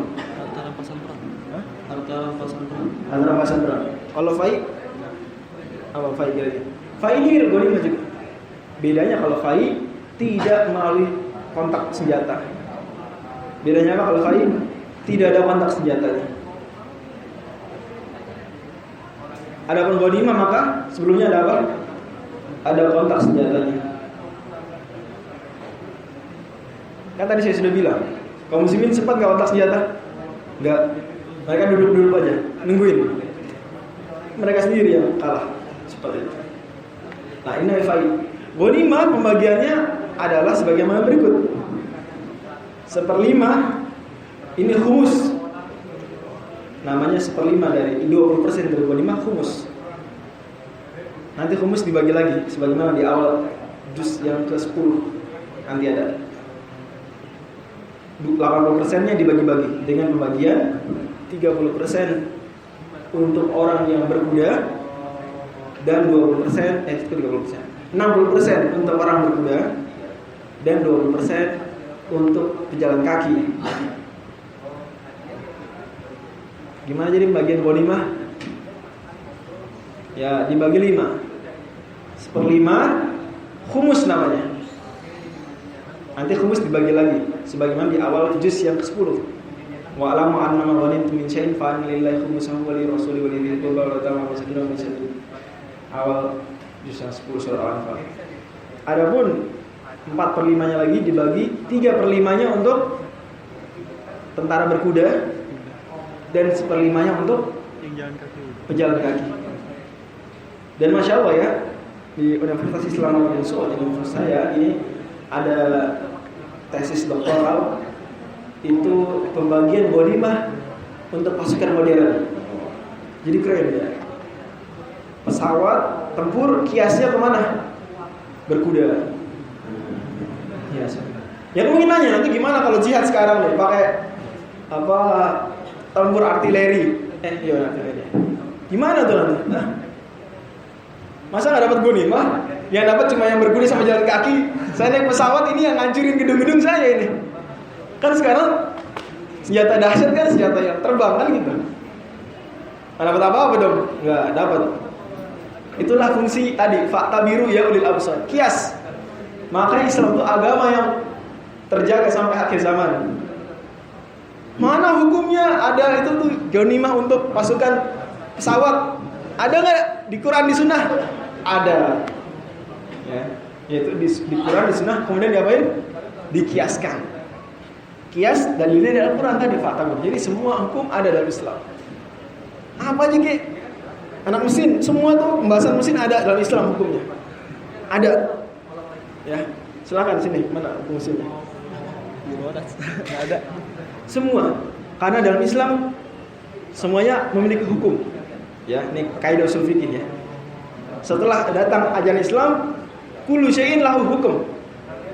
Tidak ada sesuatu pun melainkan ada hukumnya. Gak mungkin ada dalam Islam tuh apa hukumnya ini? Kemudian Islam menjawab, Islam tidak tahu. Tidak ada. Yang ada ustadznya tidak tahu, ulamanya tidak tahu, tapi Islam selalu tahu hukum segala sesuatu. Ini kaidah ya. Tolong jangan dilupakan nih. Jangan sekali-kali ada meyakini ini nih Islam gak ada nih pembahasannya nih. Jangan. Ya mungkin secara rinci tidak, tapi Islam pasti menyinggung. Baik dari jauh maupun dari dekat. Itu ya. Termasuk masalah ghanimah. Jadi pembagiannya gitu. Adapun fai maka murni 100%-nya untuk khumus. Yani apa yang dibagikan di khumus itulah yang dibagikan di fai. Jadi kalau di ghanimah khumus cuma 20%. Kalau di fai berapa? 100%. Adapun pasukan-pasukannya tidak dapat fai sama sekali. Jelas ya? Kata Allah, "Fama aujaftum alaihi min khailin wa rikab." Kalian ini tidak ngapa-ngapain, tidak menggerakkan kuda kalian, tidak juga pasukan kalian. Walakinnallaha yusallitu rusulahu ala man yasha, tapi Allah Subhanahu wa taala menguasakan, membuat nabi berkuasa pada siapapun yang Dia kehendaki. Allah Maha Kuasa atas segala sesuatu. Allah menegaskan ayat selanjutnya, menyebutkan di antara pembagian khumus ada juga di sini ayat ini. Ma'afa Allahu ala rasulihi min ahli qura. Apa yang Allah faikan kepada Rasulnya dari penduduk Madinah. Falillahi walil rasul. Maka itu untuk Allah, untuk Rasulnya. Walidhil qurba, untuk kerabat Nabi. Kerabat Nabi maksudnya siapa? Bani Hashim dan Banil Muttalib. Dzil qurba di ayat tersebut tafsirannya adalah sebagaimana ditafsirkan oleh Imam Syafi'i dalam kitab adalah Bani Hashim dan Banil Muttalib. Itu dua-duanya kerabat Nabi. Bani Hashim dan Banil Muttalib. Walidhil qurba wal yatama, dan orang-orang yatim, wal masakin, dan orang-orang miskin, wa bani sabil, dan ibnu sabil. Ibnu sabil siapa ibnu sabil? Bang, siapa ibnu sabil? Enggak tahu. Siapa yang tahu ibnu sabil? Terjemahnya ibnu anak, sabil jalanan. Tapi bukan anak jalanan ya. Ya, miskin. Musafir itu orang yang musafir tidak bisa balik ke kampungnya, kehabisan bekal. Itu ibnu sabil. Misalnya ya, Bang, kamu di mana? Di Subang. Di Subang, gitu ya. Nanti begitu, ini kos-kosan belum bayar misalnya. Udah gitu ngutang sama warteg bertahun-tahun. Tahun-tahun. Wisuda. Bang, angkatan berapa? 2016. 2016. Berarti tahun 2020 ya. Bulan Agustus 2020 ya. Itu wisuda. Karena selesai kuliahnya. Mau pulang, tapi kos-kosan belum lunas, warteg utang belum dibayar. Masih apply kerjaan belum dapat. Belum pulang ke Subang. Gimana? Saya mau pulang ke Subang nih, cuma nggak bisa, nggak punya uang. Berarti Bang apa? Ibnu Sabil. Dan Ibnu Sabil ini siapapun yang seperti itu, mau pulang tidak bisa pulang gara-gara kehabisan bekal. Meskipun di kampungnya kaya raya, Kata para ulama Syafi'iyah, ya, ditegaskan Imam Syaukani, meskipun di kampungnya kaya raya Imam Syaukani bukan Syafi'iyah, tapi dia belajar mazhab Syafi'i. Oke, jelas ya. Ibnu Sabil seperti Ibnu Sabil jadinya apa? Musafir yang kehabisan bekal tidak bisa pulang kampungnya. Itu dapat dari fai. Jadi fai dibagikan pada Rasul saja, khumus. Kemudian Rasul membagikannya kepada siapa? Sebagiannya kepada dirinya sendiri, kepada kerabatnya, ahlul bait, dzul qurba, Bani Hashim dan Muthalib. Kemudian kepada siapa? Orang-orang miskin, yatim dan juga Ibnu Sabil. Jelas ya? Kata Allah, kaila yakuna dulatan bainal aghniya'i minkum. Yang demikian itu Allah bagi-bagi fai seperti itu bagiannya supaya harta tidak menjadi dulatan, yaitu termonopoli, muter-muter aja bainal aghniya'i minkum, di kalangan orang-orang kaya saja. Kata Buya Hamka dalam tafsir Al-Azhar, ya, semoga Allah merahmati Buya Hamka. Ini sejelas-jelasnya dalil Islami agama terdepan dalam masalah pemerataan kesejahteraan, pemerataan ekonomi. Gitu ya Bang ya. Dalam Islam selalu Islam memerangi kecemburuan sosial, memerangi kesenjangan sosial, kesenjangan ekonomi. Islam memerangi. Kata Allah, "Kaila yakuna dulatan bainal aghniya'i minkum." Walaupun Islam tidak setuju konsep sosialisme dan komunisme yang ingin orang tidak boleh memiliki kekayaan sendiri, ya, kekayaan semua milik negara, semua harus sama rata, tidak. Islam selalu moderat. Ya, hudan baina dhalalataini. Petunjuk di antara dua pemikiran yang menyimpang selalu. Tidak ekstrim kanan, tidak ekstrim kiri. Ya, tidak bebas sebebas-bebasnya sehingga menciptakan kesenjangan ekonomi, tidak sosialisnya sehingga menghalangi orang dari hak-hak hasil jerih payahnya. Jelas ya? Kaila yakuna dulatan bainal aghniya'i minkum. Kata Allah, "Wa ma ataakum rasul fakhudhuhu wa ma nahakum anhu fantahu." Apa yang Rasulnya sampaikan kepada kalian maka ambillah, terimalah. Dan apa yang Rasul larang maka berhentilah, jangan dikerjakan. Ini dalil juga dalam usul fikih. Jadi surat Al-Hasyr ini sangat penting dalam usul fikih. Yaitu masalah hujjiyatus sunnah. Sunnah Nabi SAW adalah dalil, adalah hujjah. Sebagian pihak ini mungkin ada yang tidak percaya sunnah. Apa-apaan? Kita hanya beriman pada Allah saja. Kita beriman pada di Quran saja. Kalau nggak di Quran kita nggak percaya. Maka Al-Quran sendiri bilang, kamu percaya nggak sama Al-Quran? Ya, saya percaya sama Al-Quran. Saya nggak percaya sama hadis. Hadis nggak percaya, Al-Quran percaya. Kata Imam Syafi'i, bawakan saja ayat ini. Kata Imam Syafi'i. Dan Imam Syafi'i ada orang tokoh mengaku cendekiawan, mengaku beriman pada Al-Quran, tidak beriman pada hadis. Kemudian orang tersebut berdalihkan dengan hadis yang palsu. Hadisnya adalah idza ja'akum haditsun minni faridu ala kitabi. Ala kitabillah, kalau ada hadis dari saya, maka lihat bandingkan dengan kitabullah. Fama waqa kitabullah, fama wafaqa kitabullah fa'khudhu bihi wa ma lam yuwafiqhu fala ta'khudhu bihi. Hadisnya palsu ya, jangan dihafalin. Jangan, kalau sesuai dengan Al-Quran terima, kalau tidak sesuai jangan diterima. Hadisnya seperti itu. Kemudian Imam Syafi'i bilang hadisnya saja bertentangan dengan kitabullah. Ya sudah, kita tidak terima. Kata hadisnya gimana? Hadisnya bilang apa? Hadisnya palsu. Bilang apa? Kalau ada hadis bawa ke Al-Quran, bandingkan dengan Al-Quran. Kalau sesuai dengan Al-Quran terima, tidak sesuai tolak. Kata Imam Syafi'i, ya sudah, hadis itu sekarang kita bawa ke Al-Quran. Ternyata tidak sesuai dengan Al-Quran, maka hadis tersebut kita tolak. Hadisnya palsu lagi. Kenapa? Kata Imam Syafi'i, karena Allah berfirman, "Wa ma atakumur rasul fakhudhuhu wa ma nahakum anhu fantahu." Kalau Rasul perintahkan, terima. Rasul larang, hentikan. Artinya sunnah berlaku. Dan Masya Allah ya, zaman Ibnu Mas'ud juga hadis Bukhari Muslim. Ini kisah ini ada di Sahih Bukhari dan di Sahih Muslim. Imam Ibnu Mas'ud, sahabat mulia, bawakan hadis. Hadisnya adalah anallahu washimah wal mustawshimah wal mutanafnisah wal mutafallijah lil husni. Rasulullah SAW bersabda kata Ibnu Mas'ud, Allah melaknat orang yang mentato dan yang minta ditato, orang yang menyambung rambutnya dan yang minta disambungkan rambutnya, orang yang mengkikir giginya dan orang yang minta dikikir giginya. Hadisnya jelas, laknat bagi orang-orang tersebut dosa besar. Kemudian datang perempuan namanya Ummu Ya'qub. Dia datang masuk protes. Ini masuk kamu ya sembarangan melaknat orang.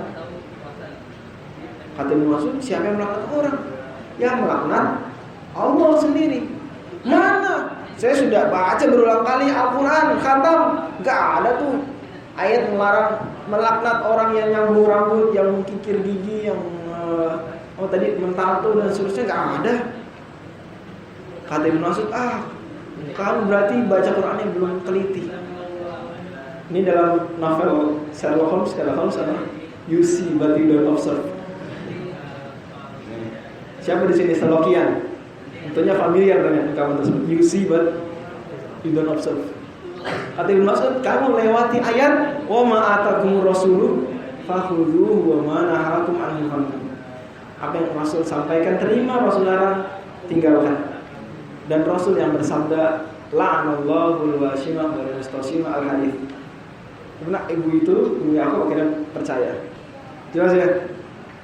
Imam Syafi'i juga pernah.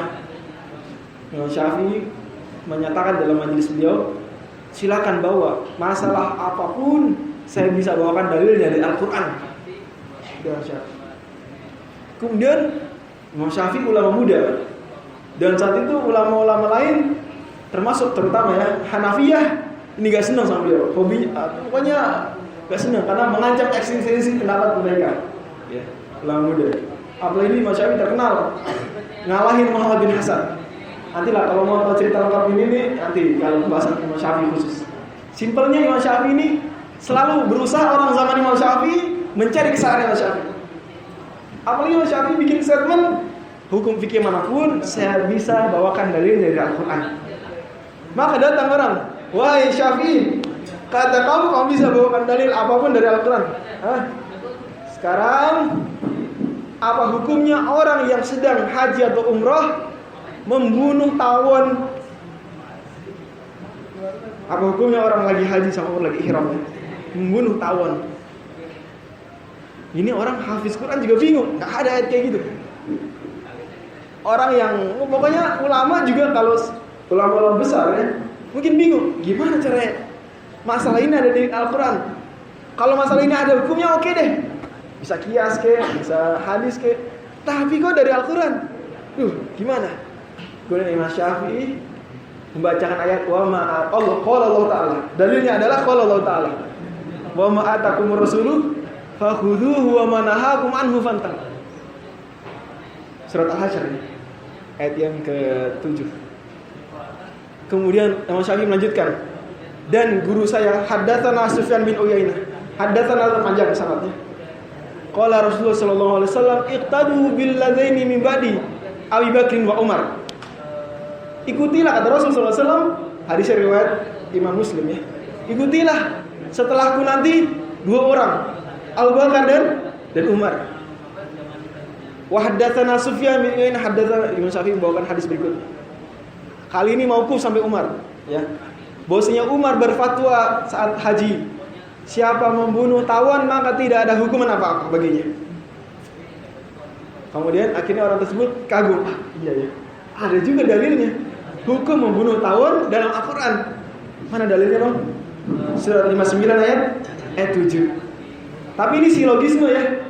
Teman-teman yang ingat logika matematika tahu ya. Dalil Al-Quran.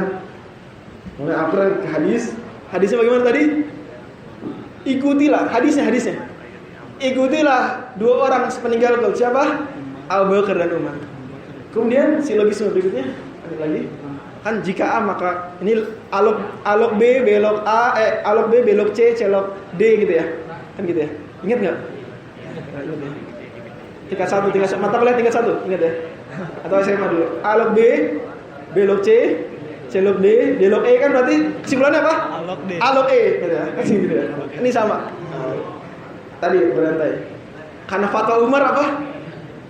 Siapa yang bunuh tawon saat haji atau umrah? Gak ada hukuman kapal. Jelas ya? Dan banyak cerita menarik tentang hal ini, nanti panjang pengajian kita kalau bahas nanti. Kemudian Allah SWT berfirman lil fuqara il muhajirin alladziina ukhriju min diyarihim. Ayat tadi ayat 7 ditutup dengan sungguh Allah Maha keras siksaannya. Kemudian Allah menyinggung bahwasanya di antara orang fakir yang berhak mendapatkan fai adalah orang muhajirin yang mereka diusir dari kampung halaman mereka, ukhriju min diyarihim wa amwalihim, dan mereka tidak bisa membawa harta mereka. Dan ini isyarat bahwasanya orang Bani Nadir dikeluarkan ini tidak semena-mena. Berbeda dengan orang muhajirin yang dikeluarkan dari kampung halaman mereka semena-mena. Bani Nadir tidak diusir dari kampung halaman mereka karena pendatang. Adapun muhajirin diusir dari apa?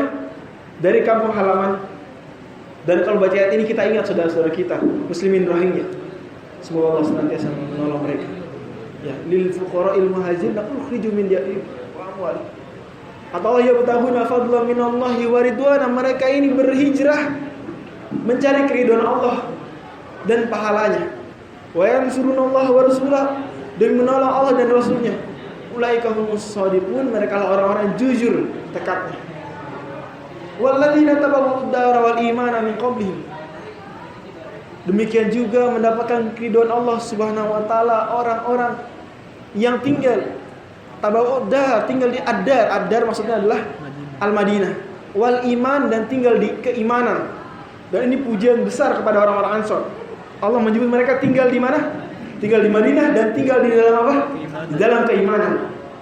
Ngeri enggak orang sudah tinggal dalam keimanan? Tabawwa'ud dar wal iman. Allah saksikan mereka orang-orang beriman. Yuhibbuna man hajara ilaihim, mereka mencintai kaum muhajirin. Wala yajiduna fi sudurihim hajatan mimma utu, mereka tidak mendapati dalam diri mereka keinginan terhadap apa yang diberikan kepada orang-orang muhajirin. Wa yusiruna ala anfusihim walau kana bihim khassasah, mereka merelakan mendahulukan orang-orang muhajirin daripada kepentingan diri mereka sendiri meskipun mereka sebenarnya butuh. Wa may yuqashuha nafsihi fa ulaika humul muflihun, siapa yang Allah jaga dari kekikiran, mereka adalah orang-orang beruntung. Dan kisah bagaimana orang-orang Ansor ini ithar, mendahulukan kepentingan muhajirin daripada diri mereka sendiri, kisahnya sangat banyak. Kisahnya sangat banyak. Izinkan saya membawakan satu kisah saja yang sangat populer, teman-teman pasti hafal kisah ini, ya. Kisah Abdurrahman bin Auf. Abdurrahman bin Auf yang dipersaudarakan dengan orang Ansor, dan orang Ansor mengatakan apa?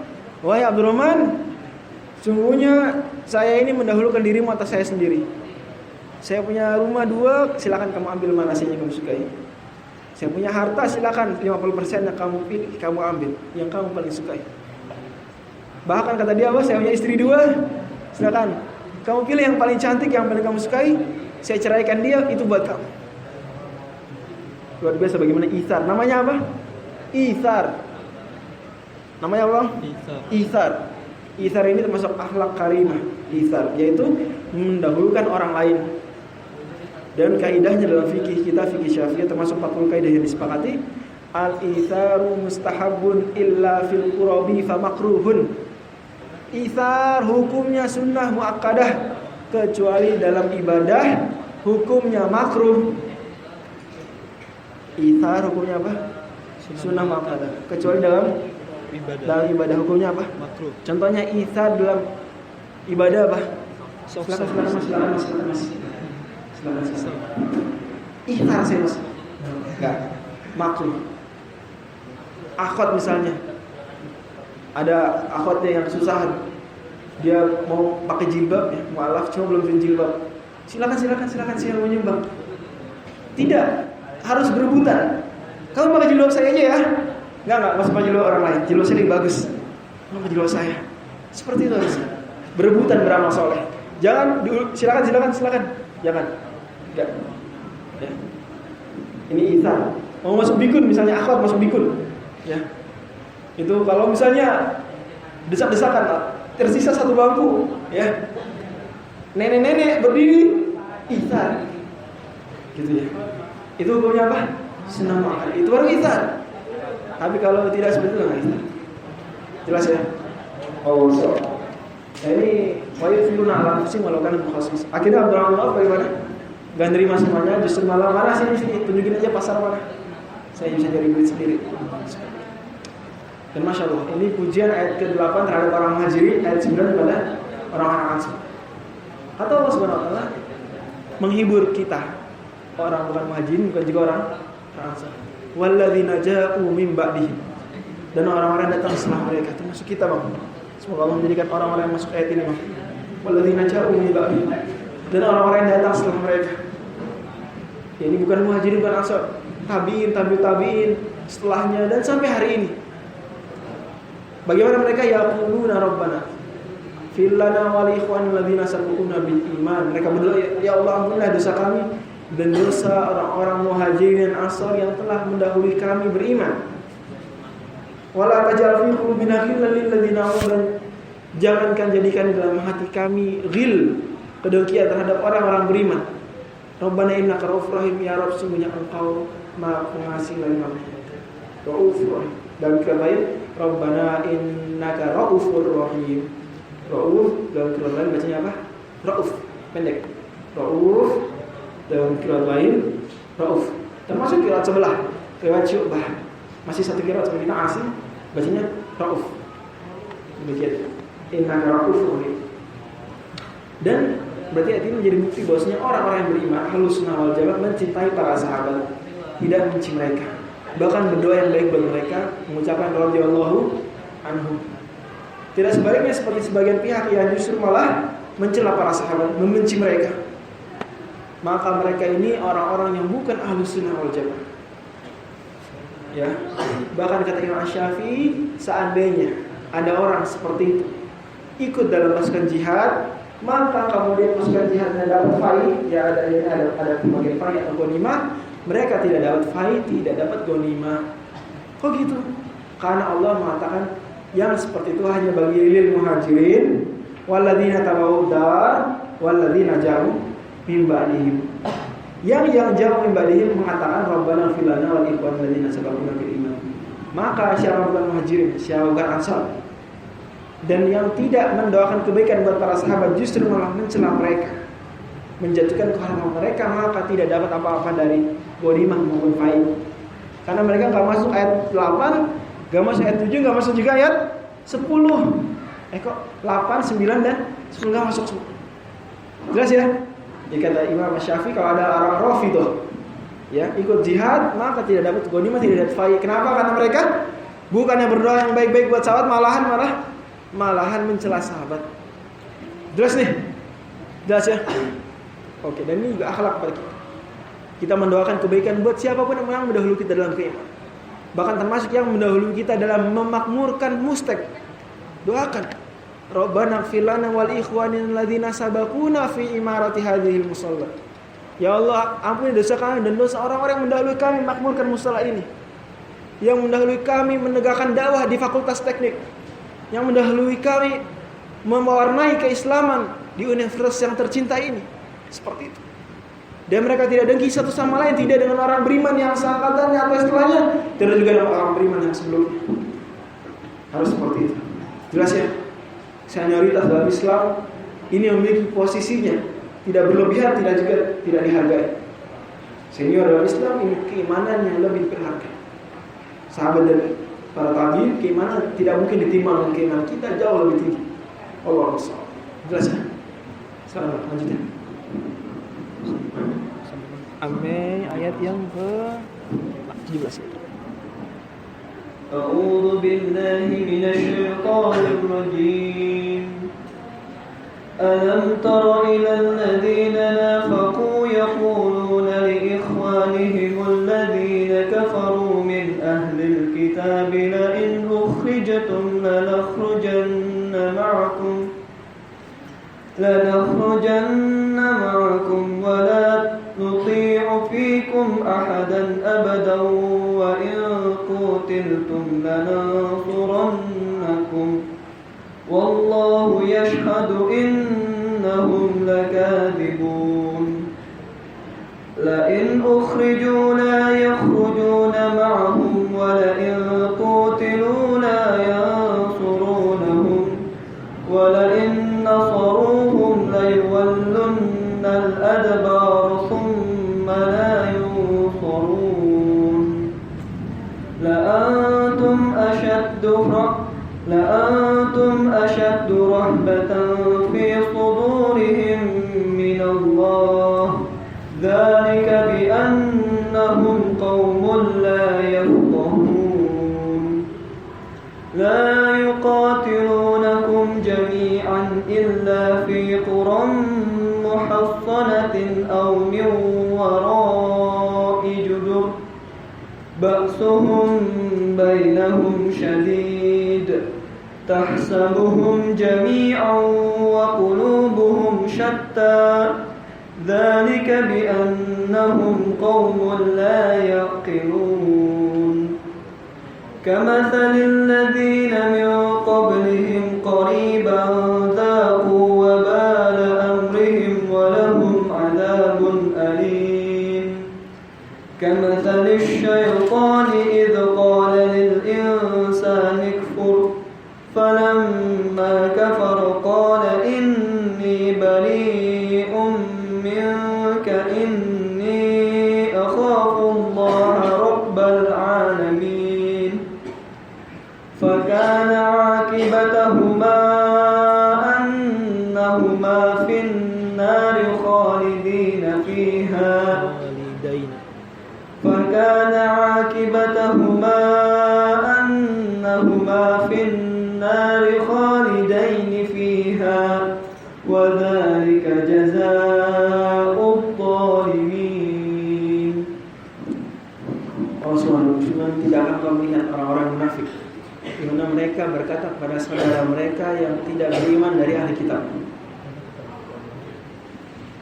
Ya, ini Allah menyinggung siapa? Abdullah bin Ubay bin Salul yang mengatakan kepada pemimpin Yahudi saat itu, Huyai bin Akhtab.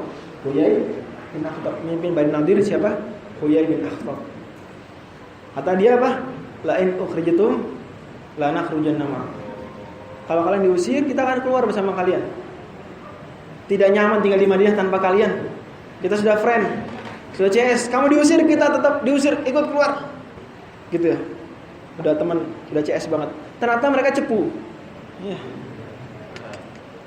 Temannya diusir, gak mau ikut keluar. Kalau kalian diperangi, kita ikut perangi Muhammad. Ternyata mana pasukannya? Tidak ada yang dikerahkan sama sekali. Gitu ya. Jadi kata Allah, orang munafik berkata kepada saudara mereka. Di sini Allah menyebut orang tidak beriman dengan apa? Ikhwannya orang-orang munafik. Masya Allah. Naudzubillah. Orang munafik ikhwannya siapa? Saudara mereka. Orang-orang yang tidak beriman. Maka di antara ciri-ciri orang munafik adalah pro terhadap orang yang tidak beriman, memusuhi orang-orang beriman. Meskipun orang munafik bilang enggak apa-apa. Maksudnya aulia itu teman setia. Enggak apa-apa. Kalau teman setia enggak boleh, kalau bukan teman setia enggak apa-apa, tapi mereka terdepan menjadikan orang-orang tersebut sebagai teman setia. Paham ya? Seperti itu. Ini ikhwani. Lain ukhrijatum lana khurjana ma'akum wa la tu'tum fiikum ahadan abada. Kami tidak akan nurut siapa. Kami cuma nurut kalian. Wa la tu'tum fiikum ahadan abada. Wa in qutiltum lana suranakum wallahu yashhadu innahum lakadzibun. Allah bersaksi mereka bohong. Lain ukhriju la yakhrujuna ma'akum. Kalau mereka keluar tidak akan mereka keluar.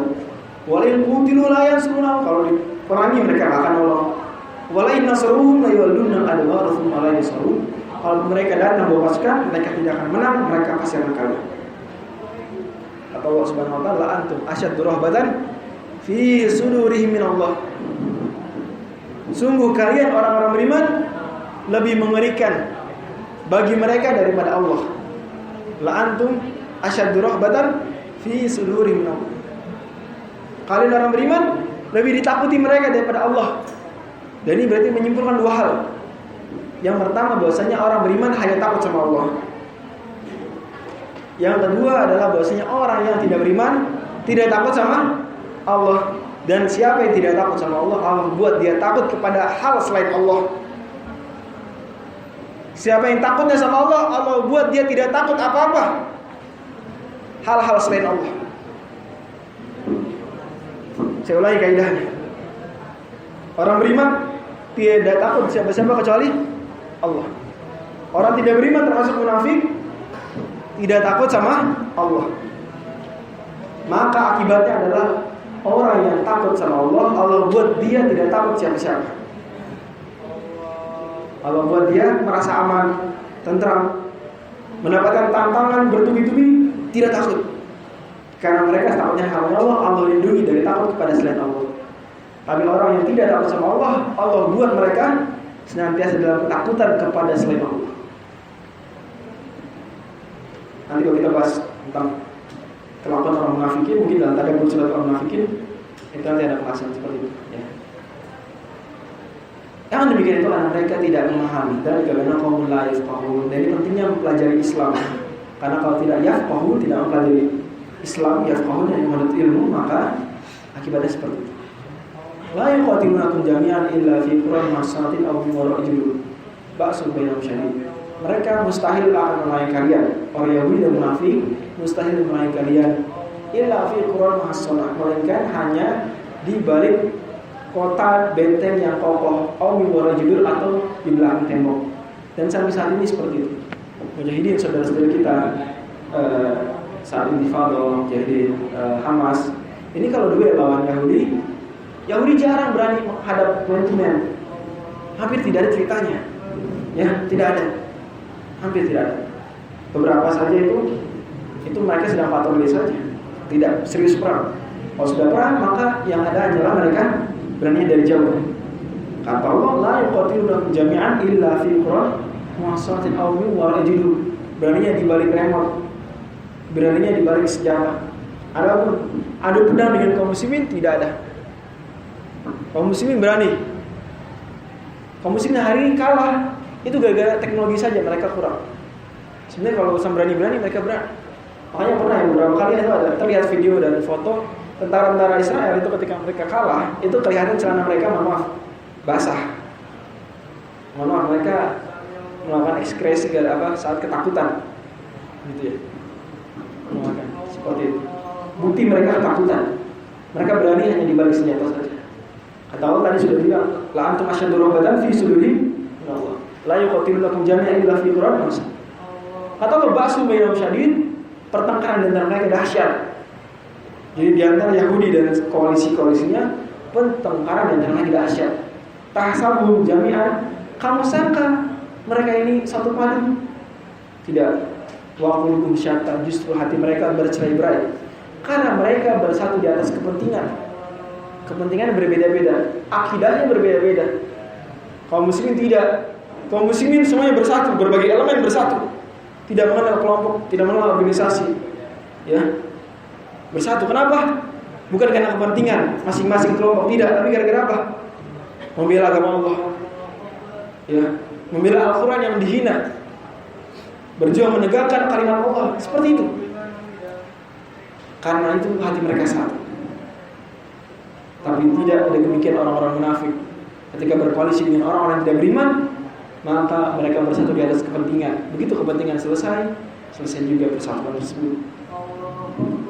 Tahsabuhum jami'an wa qulubuhum syatta. Dan ini teguran juga buat kita sebagai kaum muslimin yang masih sampai hari ini sulit bersatu.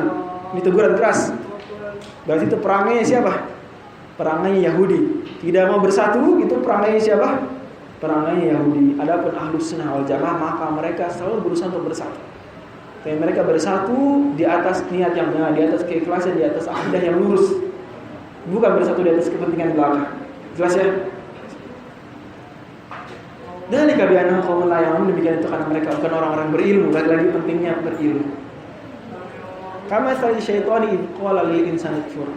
Perumpamaan mereka seperti setan ketika mengatakan kepada manusia, kafirlah kamu kepada Allah. Gitu ya. Falamma kafara, tatkala orang tersebut sudah kafir, sudah keluar dari Islam, dia berkata, aku berlepas diri dari engkau. Saya enggak ngurusin ya. Hari ini setan bilang apa? Keluar dari Islam. Tatkala dia sudah keluar dari Islam, ternyata apa? Setan bilang, sorry ya, nggak ada urusan, kamu sendiri salah sendiri keluar dari Islam. Qala inni bari'un minki. Aku takut juga sama Allah. Ini akhafullah rabbal alamin. Maka kata Allah, fakana akibatahum, maka akibat mereka berdua di mana? Orang setan dan yang digodanya finnari khalidin fiha, kekal dalam neraka. Dua-duanya. Demikian itu barisan tiga orang zalim. Dan para ulama termasuk Al-Hafidz Ibnu Katsir, termasuk Syekh Nawawi Al-Bantani, semoga Allah beliau ini menyinggung dalam pembahasan ayat ini pembahasan tentang barsiso. Pembahasan tentang siapa? Barsiso. Barsiso adalah salah seorang ahli ibadah. Semoga Allah melindungi kita dari menjadi seperti itu. Barsiso ahli ibadah. Pendetanya ahli kitab. Ibadah sepanjang hari. Bertahun-tahun lamanya. Hingga akhirnya dia merasa setan tidak mau lagi menggodanya. Tapi setan tertantang. Akhirnya setan siap menjalankan misi menggoda dia. Caranya gimana? Yaitu ketika ada salah seorang anggota kota tersebut yang dia diutus berjihad, kemudian pergi berjihad, meninggalkan keluarga, istri dan anaknya. Saat itu dia belum punya anak, istri saja, meninggalkan istri. Kemudian akhirnya titip. Dia telah pilihannya nitip ke siapa? Ke pendeta ini, ke ahli ibadah ini. Pak, nitip ya Pak, kulo mau pergi jihad, nitip. Nanti kalau sudah balik kita ambil lagi. Ini kunci rumah ya. Tolong nih istri saya tidak pandai masak, bikinin makanan, kasih gitu. Nih duitnya nih selama masa saya pergi. Pokoknya setiap hari Bapak cukup ngasih makanan saja. Maka deal. Kata ibadah, aduh sebenarnya saya berat terimanya. Saya ini ahli ibadah, saya nggak mau lah urusan sama akhwat. Aduh jangan, tidak ada yang lebih aman dari engkau. Aduh gimana ya, udah deh. Tapi saya nggak mau ya ngasih makanan kecuali saya taruh depan pintu saja. Kemudian saya ketok. Habis itu saya pergi. Baru istri kamu keluar. Saya nggak mau ketemu sama istri kamu. Bahaya, fitnah, akhwat, bahaya. Itu bang ya.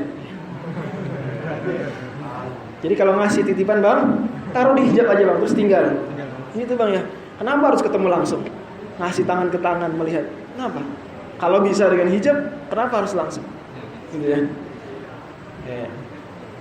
Dan ini kebanyakan teman-teman kita ini agak mulai longgar dalam hal ini. Harusnya jangan. Kembali ke kita, kembali ke gaya anak roh Islam. Aktivis dulu seperti itu, ya. Itu kalau ngobrol itu nggak ngelihat sama sekali. Itu akhwatnya sudah pergi, dia masih saja di sini, tidak sadar. Seperti itu. Akhwat juga sama, tidak kenal ketua rois yang mana tidak tahu. Itu akhwat dulu tidak kenal siapa ketua, kiadahnya siapa nggak kenal mereka. Ketua fusi siapa nggak tahu yang mana, Bang Ray nggak tahu. Itu akhwat dulu seperti itu. Bikin terjaganya. Semoga kita ya tidak terlarang kalau memang dibutuhkan, tidak terlarang.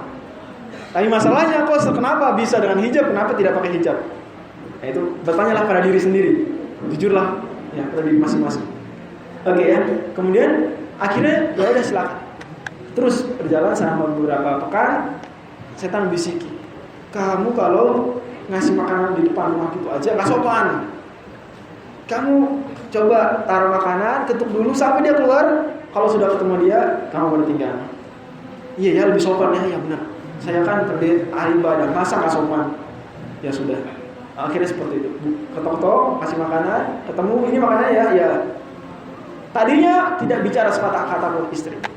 Dia juga si bersisa cuma ngasih. Pekan berlalu hingga akhirnya kamu nggak sopan kalau cuma ngasih gitu aja, diem bisu-bisu aja. Dia ini kesepian, butuh juga basa-basi sedikit biar dia tidak kesepian. Ajak ngobrol saja, ringan-ringan saja. Jangan ngomong jauh-jauh, jangan fitnah. Akhirnya ya sudah ngobrol. Terus akhirnya kamu nggak sopan ngobrol depan pintu, ngobrol dalam rumah. Akhirnya ya nggak sopan ngobrol dalam pintu, ngobrol dalam rumah. Terus itu sampai akhirnya terjadi apa yang terjadi, perbuatan keji. Kemudian datang lagi setan, menyesal sudah. Ya. Gimana ini? Saya sekarang sudah melakukan dosa besar. Saya ibadah lama-lama ibadah, sekarang saya dosa besar. Apa gunanya lagi? Tenang.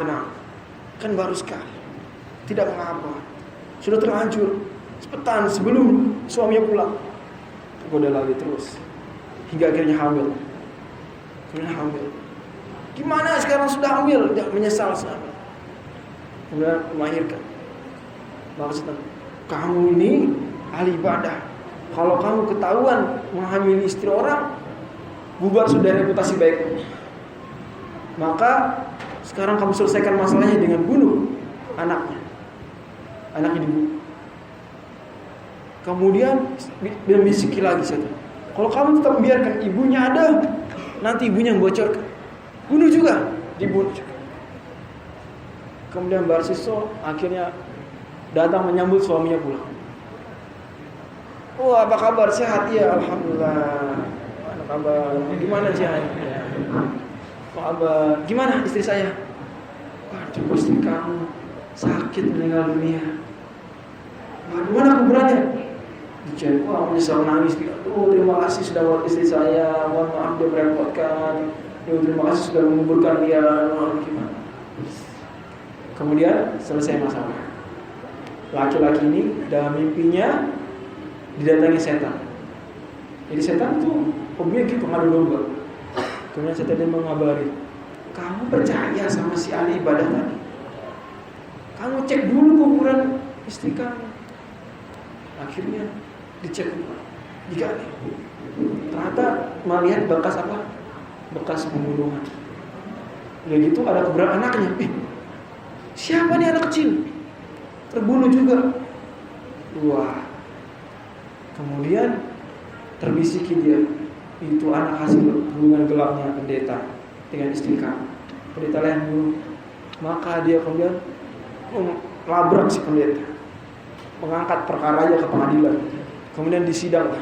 Dan ternyata hasil investigasinya berujung pada kesimpulan bahwasanya pendeta ini yang telah melakukan hubungan gelap dan dia yang membunuh. Itu berarti pidananya menumpuk-numpuk ya pasalnya. Pasal berlapis. Kemudian tibalah waktunya hukumannya mati. Sesaat sebelum dia dihukum mati datang setan membisiki, kamu kalau mau saya tolong, kamu sujud kepada saya dan menyatakan tidak beriman pada Allah. Maka ketika berada sudah mau dihukum mati, dia kemudian mengatakan saya tidak percaya kepada Allah, kemudian sujud kepada setan. Kemudian dia dihukum mati. Setan tidak menolongnya sama sekali. Kisah ini diriwayatkan Imam Ahmad bin Hanbal dan sangat masyhur dalam buku sirah termasuk Al-Bidayah wa Nihayah. Dan selalu ketika bahas ini pasti di sini. Karena tadi syaitan itu qala lil insani ukfur falamma kafara qala inni bari'un minka inni akhafullah rabbal alamin fakana kama fi nar khulud fi wajhi. Itulah bahasa Arab. Setelah itu Islam karena أعوذ بالله من الشيطان الرجيم يا أيها الذين آمنوا اتقوا الله ولتنظر نفس ما قدمت لغد واتقوا الله إن الله خبير بما تعملون ولا تكونوا كالذين نسوا الله فأنساهم أنفسهم أولئك هم الفاسقون لا يستوي أصحاب النار وأصحاب الجنة أصحاب الجنة هم الفائزون لو أنزلنا هذا القرآن على جبل رأيته لا رأيته على لا رأيته لو أنزلنا هذا القرآن على جبل لرأيته خاشعا متصدعا من خشية الله وتلك الأمثال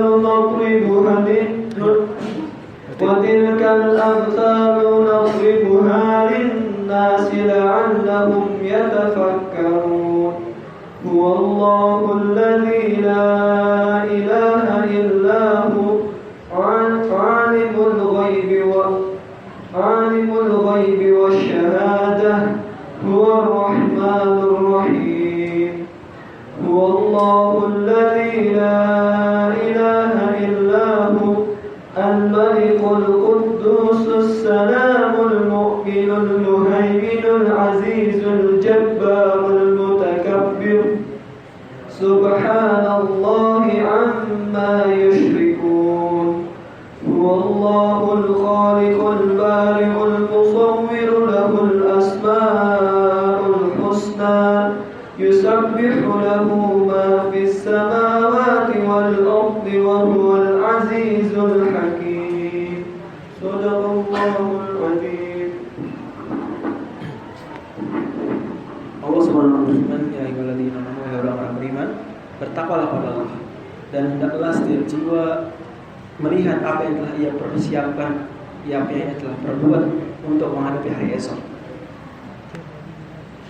Ayat ini para ulama menggambarkan bahwasanya dia memiliki dua makna. Makna yang pertama yakni God, yakni kehidupan akhirat. Kehidupan akhirat. Buya Hamka dalam tafsir Al-Azhar menyinggung makna lain, yaitu hari esok di sini tidak harus hari akhirat. Bahkan hari esok biasa juga termasuk ayat ini. Dan kesimpulannya sama, tidak bertentangan. Hendaklah masing-masing kita mengecek apa yang telah ia perbuat untuk esok. Hari Jumat, apa yang telah ia siapkan untuk hari Jumat? Apakah ia sudah menguning bukunya atau belum? Sudah menyiapkan parfum atau belum? Baju putih untuk sholat Jumatnya sudah disetrika atau belum? Nanti malam baca surat Al-Kahfi. Kan seperti itu. Atau apa yang telah ia persiapkan untuk lulus kuliah nanti? Skill, pengetahuan, organisasi, keterampilan. Semua harus mengecek apa yang telah ia perbuat untuk hari esok. Islam ini perhatian dengan perencanaan terhadap visi esok harus dicek, evaluasi. Kemudian membayangkan visi seperti itu. Terlebih lagi akhirat. Kalau di dunia hari esok gagal saja, hari lusa masih bisa diperbaiki. Begitu ya. Adapun akhirat, hari esok yang tidak bisa diperbaiki, tidak ada remedial. Sekali rugi di akhirat, rugi selama-lamanya. Selama-lamanya. Saya ulangi, selama-lamanya. Sampai tidak ada waktu. Sudah, waktu tidak berakhir.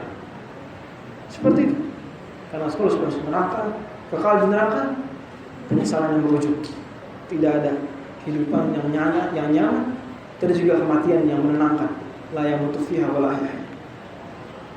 Wattaqullah, bertakwalah kepada Allah. Sebenarnya Allah Maha teliti atas apa yang kalian kerjakan. Dan jangan kalian seperti sebagian orang yang melupakan Allah sehingga Allah pun melupakan mereka.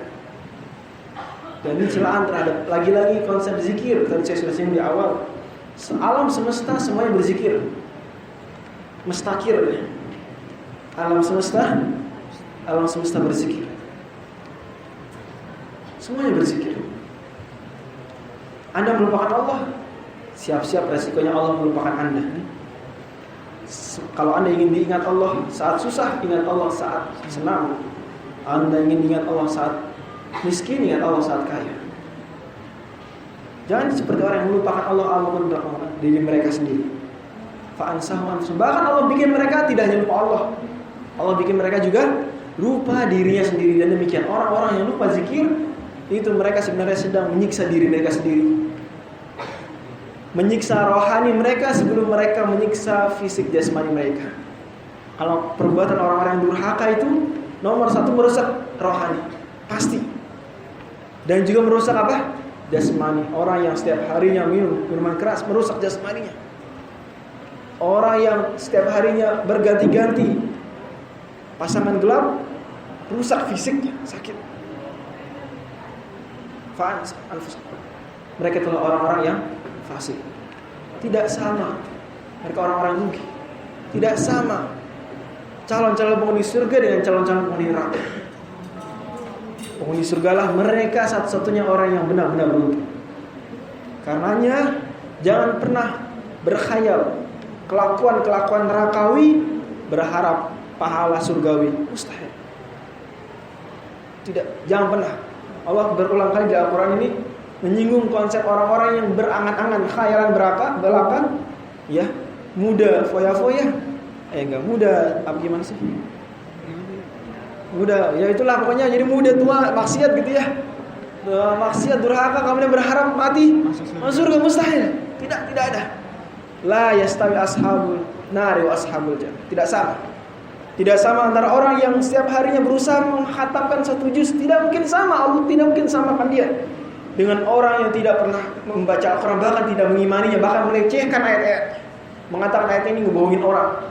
Mustahil, bagaimana mungkin sama? Tidak mungkin sama orang yang bangun ketika orang sulit untuk bangun jam 3 atau jam 4, kemudian mendirikan sholat semampu dia 3 rakaat, 7, 11. Tidak mungkin Allah samakan dengan orang yang menghabiskan di waktu yang sama dengan sibuk dugem. Tidak mungkin sama, atau sedang bermaksiat dengan pasangan gelap. Mustahil. La yastawi ashabun nari wa ashabul jannah. Ashabul jannah. Tidak mungkin sama orang yang selalu peduli dengan kaum muslimin, hartanya yang mencari uang, bekerja untuk kemaslahatan umat. Tidak mungkin sama dengan orang yang bekerja untuk bangga-banggaan, untuk foya-foya, untuk menghabiskan uang-uangnya tidak bermanfaat. Tidak mungkin sama. Ashabul jannah faizun. Kalau seandainya kata Allah, kami turunkan Al-Quran ini ke atas gunung, kamu akan lihat gunung itu bagaimana hancur binasa. Karena takut kepada Allah Subhanahu wa taala. Itulah perumpamaan Allah yang Allah berikan bagi orang-orang yang berfikir, agar mereka berfikir. Kemudian Allah Subhanahu wa taala menyinggung di akhir surat bahwasanya di antara ciri orang yang lurus imannya tidak munafik adalah mereka merenungi nama-nama Allah. Dialah Allah yang tidak ada Tuhan yang berhak disembah kecuali Dia. Dia mengetahui yang gaib dan yang nampak. Dia Allah Maha Pengasih, Maha Penyayang. Dia Allah yang tidak ada Tuhan yang berhak disembah melainkan Dia. Sang Raja yang Maha Suci, Al-Malikul Qudus. Allah Maha Raja, Al-Malik. Al-Qudus yang Maha Suci. Al-Muhaimin yang Maha apa? Yang Maha memelihara. Al-Aziz yang Maha Perkasa. Al-Jabbar yang Maha berkuasa. Al-Mutakabbir yang Maha menyombongkan diri. Maha suci Allah dari apa yang mereka sifatkan. Dia Allah, Tuhan yang tidak ada yang berhak disembah melainkan Dia, yang Maha menciptakan. Al-Khaliq Al-Bari, mencipta, membaguskan dan mengelegankan. Bedanya Khaliq itu mendesain, Al-Bari membangun, membuat, Al-Musawwir mempercantik. Jadi Al-Khaliq ini kalau itu persis ya seperti anak sipil sama arsitektur tuh. Kias ada namanya. Ada yang mendesain, ada yang eksekusi membangun, ya enggak? Ada setelah jadi apa? Dipercantik. Al-Khaliq itu hubungan sebagaimana dijelaskan Imam Al-Ghazali dalam kitab beliau, ya. Al-Maqsadul Asghar. Dan Ghazali itu bedanya Al-Khaliq, Al-Bari, Al-Musawwir. Al-Khaliq mendesain, Al-Bari menciptakan, Al-Musawwir membaguskan. Al-Khaliq, Al-Bari, Al-Musawwir. Lahul asmaul husna, bil Allah asmaul husna. Jadi nama-nama yang terbaik, dan nama terbaik jumlahnya berapa? Jumlahnya tidak terbatas. Bagaimana kata Imam Ghazali, beliau membawakan hadis riwayat Muslim yang mengatakan bahwasanya Ahlussunnah wal Jamaah mengimani nama Allah tidak terbatas. Tetapi yang memiliki fadilah ada berapa? 99. Ini ada fadilahnya. Jadi tidak terbatas tapi 99 spesial. Gitu ya. Bisa dipahami. Dan 99 ini wallahu a'lam yang paling kuat riwayatnya adalah riwayat Imam Tirmidzi yang kita hafalkan. Yang ada di Quran kalian itu riwayat Tirmidzi, itu yang paling kuat. Walaupun itu bukan murni, bukan yang pasti dari Nabi, tidak. Tapi itu yang paling kuat dan itu seharusnya teman-teman semua menghafalnya. Menyucikan Allah semua yang di langit dan di bumi, pengulangan dari apa di awal surat, dan Dia Allah yang Maha Perkasa lagi Maha. Jadi subhanallah, demikian pertemuan kita pada siang hari ini. Jika ingin ada yang didiskusikan silakan, kita masih ada waktu kurang lebih 6 menit.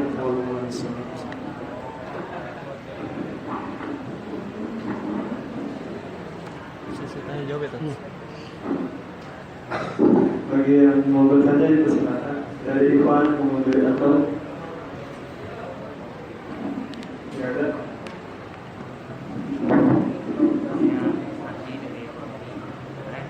Karena itu beberapa bahasan tentang hijrah. Kan ada itu beberapa orang hijrah menuju Allah. Tapi kan kita dapetnya sekarang tuh kayak kita tuh ada urgensi atau ada kita sebenarnya kebutuhan atau kemauan. Itu hijrah ke negeri yang tidak muslim untuk belajar itu sebenarnya bahasannya sebenarnya apa? Karena tadi kan keutamaannya itu kita hijrah menuju Allah. Tapi ini kayak kita udah di negeri yang sangat makmur dalam Islam, kita malah meninggalkan negeri itu. Gimana? Menuju ke Negeri yang mungkin tidak lebih Islam gitu, atau bahkan beragama itu dilarang. hijrah itu migrasi ya, secara bahasanya migrasi. Jadi makanya apa tuh lajiin ya, refugee Suriah itu muhajirin juga. Dan hijrah dijelaskan oleh ulama-ulama kita Syafi'iyah, Munawi misalnya, itu hijrah dari tempat yang dimana agama terancam menuju tempat yang agama dibebaskan. Dari tempat menjalankan agama Islam yang terancam menuju tempatnya menjalankan agama Islam dibebaskan, keamanan, seperti itu. Sekalipun hijrahnya ke tempat yang bukan negara Islam. Toh para sahabat juga hijrah ke Habasyah, ya enggak? Hijrah ke Ethiopia, Abisinia. Lah memang dia negara Islam? Bukan. Tapi meskipun demikian, orang Islam di sana beribadah, beragama leluasa, tidak seperti di Mekah. Jelas ya? Itu hijrah. Jadi dari negeri yang terancam keislamannya sampai negeri yang aman keislaman jalannya. Adapun dia sudah di negara Islam, sudah aman, kemudian malah memilih hijrah ke negara yang kebebasan beragama diancam, malah ini sama sekali bukan hijrah yang dibolehkan, hukumnya haram. Kalau dia migrasi seperti itu, kecuali kalau dia pergi sementara saja tidak apa-apa. Pergi sementara saja tidak apa-apa. Atau negara Islam dia perang, kebebasan beragama terancam, sementara negara Islam tetangganya pada menutup pintu, maka tidak mengapa mereka pindah ke negara non Muslim. Selama di negara non Muslim tersebut mereka diberikan hak untuk hidup dan beragama. Kecepatan 2 menit. Saya lihat itu ya.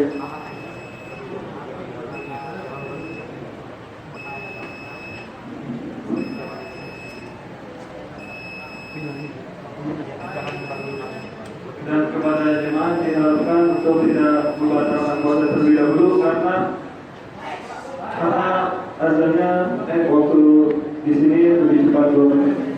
Pengaturan jamnya kurang tepat. Terima kasih.